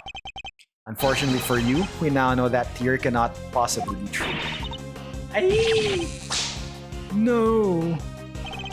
Yes, this changes things up a bit, yeah? Now the only person who could have moved Knight's body is the one person who knew about that tunnel. No, you gotta be freaking. Mr. Carcerado, you're under arrest. Come quietly now, pal. Wait, you got the wrong guy. I didn't do nothing. Alright, fine. I know I knocked those sleuth chumps out and I stole the keys. But after that, I went right back to my cell and waited for my moment. Next time I went to Knight's cell, there was nobody around, and I mean nobody. Plus, his body was found in the workshop. You think I just magicked my way in there or something? I couldn't even have gotten out of my cell. Indeed, you only had the key to Knight's cell. You couldn't have left your own cell back in the prison. But Mr. Canis's dog could. What? It was not you, but Helmut who moved the body from your cell to the workshop. I get it now. You're saying he wasn't the only con in this conspiracy? Indeed. Oh, one can easily imagine that Mr. Carcerado and Mr. Canis might have worked together. Mr. Carcerado could have killed Knight and dragged him back to his cell. And then Mr. Canis's dog took him from there to the workshop. There are no restrictions on the animal's movements within the prison. Movement between the detention center and the prison proper, however, is tightly controlled. There is only one possible route, and only you could have taken advantage of it, Mr. Carcerado. How can you be so sure, huh? Maybe there's more of them and you just don't know.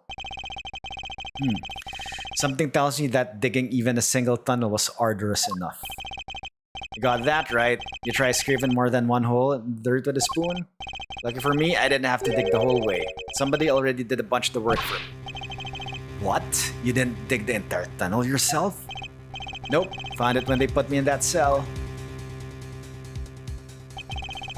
Ran all the way from there to the well in the yard already. Oh, holy shit. Wait. Even looked down the well to check it from there. It was the same tunnel, alright? I just made good on what somebody else already started. Then what was the original tunnel for? Who knows? You're the one with all the answers, pal. Maybe somebody else tried to break out? Ooh, or maybe the animals dug it. Like to get water from the well or something. I've heard of more plausible scenarios than that in B-grade movies, Kay. Well, strike it. Ain't no water to be had down there.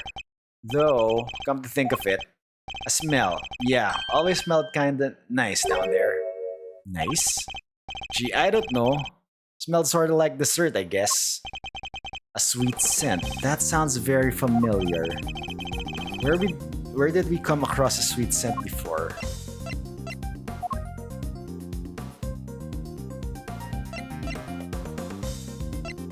The tunnel, right?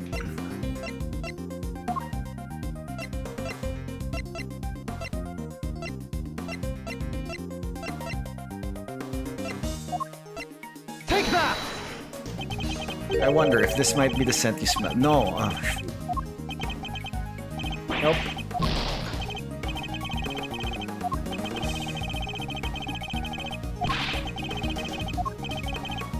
Ah, it was the body. Take that! Detective Gumshoe noticed a sweet smell when we were examining Knight's body. With the help of a police dog, we followed the scent of the body and traced its route back through the prison. And that, Mr. Carcerato, was how we found your tunnel. Could that same sweet scent be what you noticed coming from the well? Very clever, Mr. Edgeworth. You mean to suggest that this evidence of the body having been moved through the tunnel? I do. Furthermore, Mr. Carcerato, you are the only person who could have done it. Nobody else had access. You have our thanks, Mr. Carcerato, truly. Finally, the truth comes into view. Now unburden yourself. It is time. Confess your role in this tragic incident. Holy crap. She reminds me of like... Shoot, what was her name? Little Princess of Kurain. With like the Holy Mother and things like that. Although this game came first before that. So... What? You ain't pinning this on me. I'm glad to see that we are finally in agreement, Your Honor. Oh, if only we were, Mr. Edgeworth. Mr. Carcerato may have been an accomplice, but not of Mr. Canis. No, he was working with Mr. Knight. Hold it! What do you mean? I do not believe that he moved Mr. Knight's body. Instead, I believe that he lent Mr. Knight the use of the keys he stole. You gotta be kidding me. Granted, it seems likely that he attacked Mr. Knight, but that doesn't necessarily mean that Mr. Knight was knocked unconscious as a result. And what if he wasn't? What if he and Mr. Carcerato had reached a certain agreement? What kind of agreement exactly? Mr. Knight was plotting an escape for which he required means of leaving his cell. Excuse me. And here was that precise means in the form of the keys Mr. Carcerato had just stolen from the guard. Carcerato himself would need to pass through Mr. Knight's cell in order to effect his own escape. Mr. Knight needed only to shout and alert the guards and Mr. Carcerato's plans would be ruined. And so, the two struck a deal. Lady, the only striking I do is with my fists. My, still you deny it? So, we're agreeing that we still disagree? Mr. Knight had Mr. Carcerato unlock his cell so that when Mr. Saint arrived, he could escape into the cage. Mr. Saint was then able to move into the prison proper just as planned.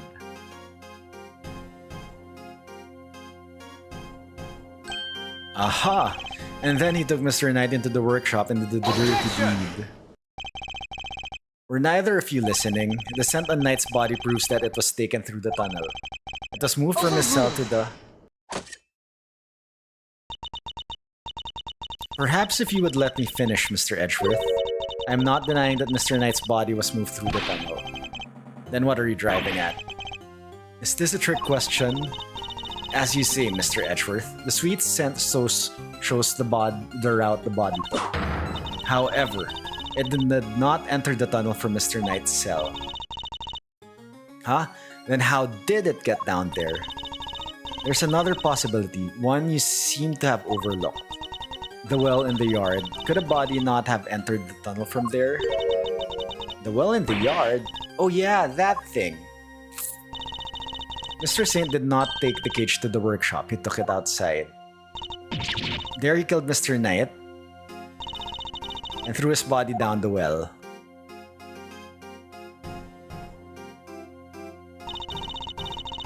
But gosh, wasn't the well locked up? Mr. Canis' dog then dragged Mr. Knight's body here to his owner's cell from the bottom of the well.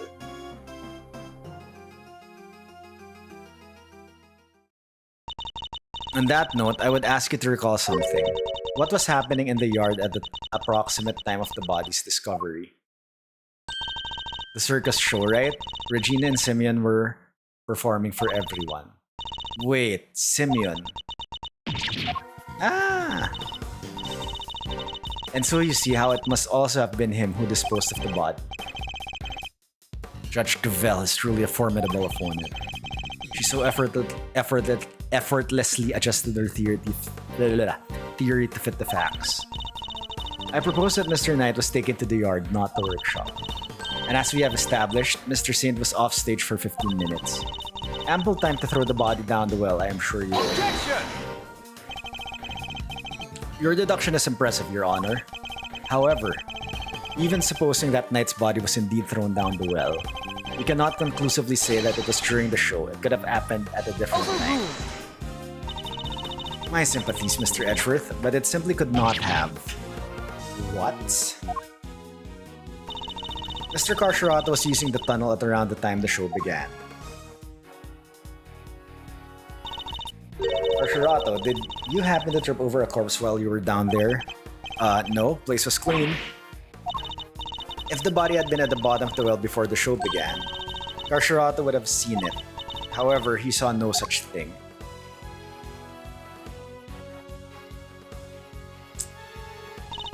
Which makes it somewhat difficult to support your theory. Furthermore, Mr. Knight's body was discovered in the workshop after the show. In summary, the body must have been thrown down the well and moved to the workshop. At some point during the show. Tell me, who else could have done that but Saint? You. What do we do now, Mr. Edgeworth? If the body did indeed enter the tunnel from the well, things don't look good for Mr. Saint. Still, your theory is still just that, a theory.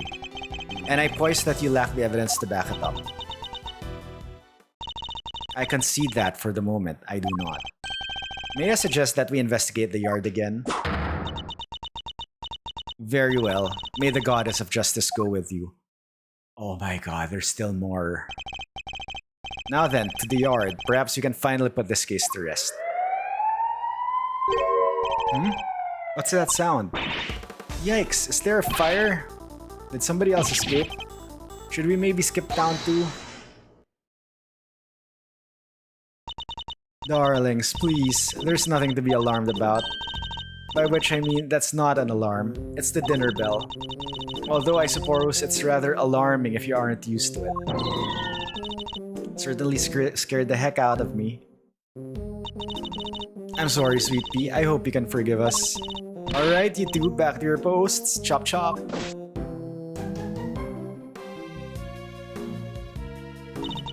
And as for you, Rocco Carcerato, it's time you went back to your room. Yeah, fine, I get the picture. Come on, Teddy, we're out of here. Warren Lagarde, we'd like to take one more look around the yard now. Oh, darlings, don't you have homes of yours to own to go to? Visiting hours are over, I'm afraid. Tomorrow, No, it's imperative that we investigate it right away. I think we've had quite enough excitement for one day, don't you? Murderers, escapees, so eventful. It's time our guests went home to Betty Bice, isn't it? Come on now, darling, don't make me bore you with all that. I am the warden, this is an order nonsense. Warden Lagarde is right. Her word is law here and we must respect her wishes. Mr. Edgeworth, your investigation of the yard will have to wait until tomorrow. You may keep your badge for now. The matter of your standing can wait. I bid you all a good day. Judge Mommy. What are you waiting for, kiddykins? Off you go. Fine, at least there is a tomorrow for me. Judge Gavel believes that Knight's body was dropped down the well, and then taken through Mr. Corchorato's cell to the workshop. But is that truly the case? Do the facts really support her theory? She also seems to believe Mr. Saint had to be the one to move the body. But was he really the one with the opportunity to do so? Come on, Mr. Edgeworth. Tomorrow's another day. We'll figure out a way to save Simeon. I know we will. Yes, we will. I'll prove that Mr. Saint is innocent, beyond a shadow of a doubt. Oh my god, there's more.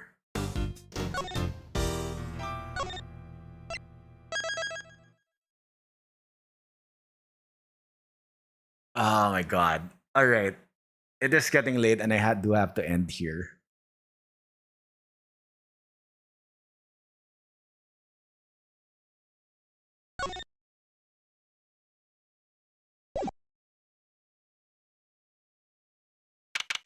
Crime scene recreation, which means that Little Thief would probably have to play a part in this one. So, I'll have to save.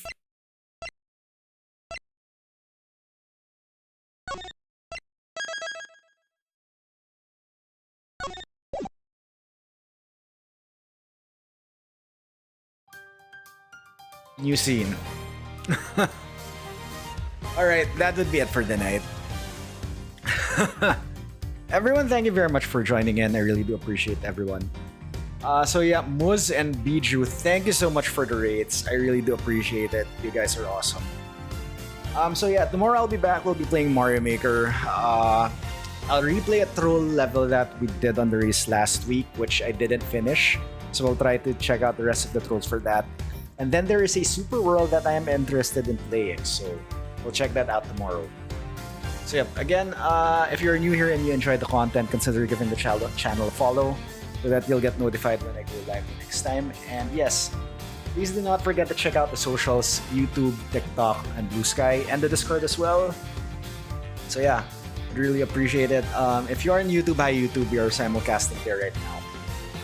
Alright, so now we end and let us find someone to raid. Alright, who is on right now?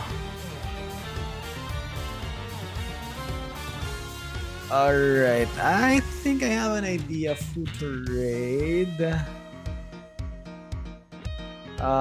You're still going, right? You should still be going, right?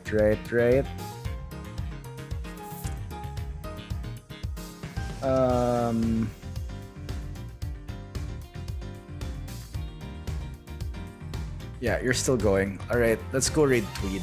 I haven't raided Tweed in a while. Thanks for the stream. Hey, no worries, Cobrin. Thank you for dropping by. Thank you for sticking around. I really do appreciate it a lot. Alright, we're reading Tweed. Yep, and while that is happening, we go out and end. So yeah, again, everyone, thank you very much. I'll see you tomorrow from Mario Maker. Have a good rest of your day, and I will see you all next time. Bye.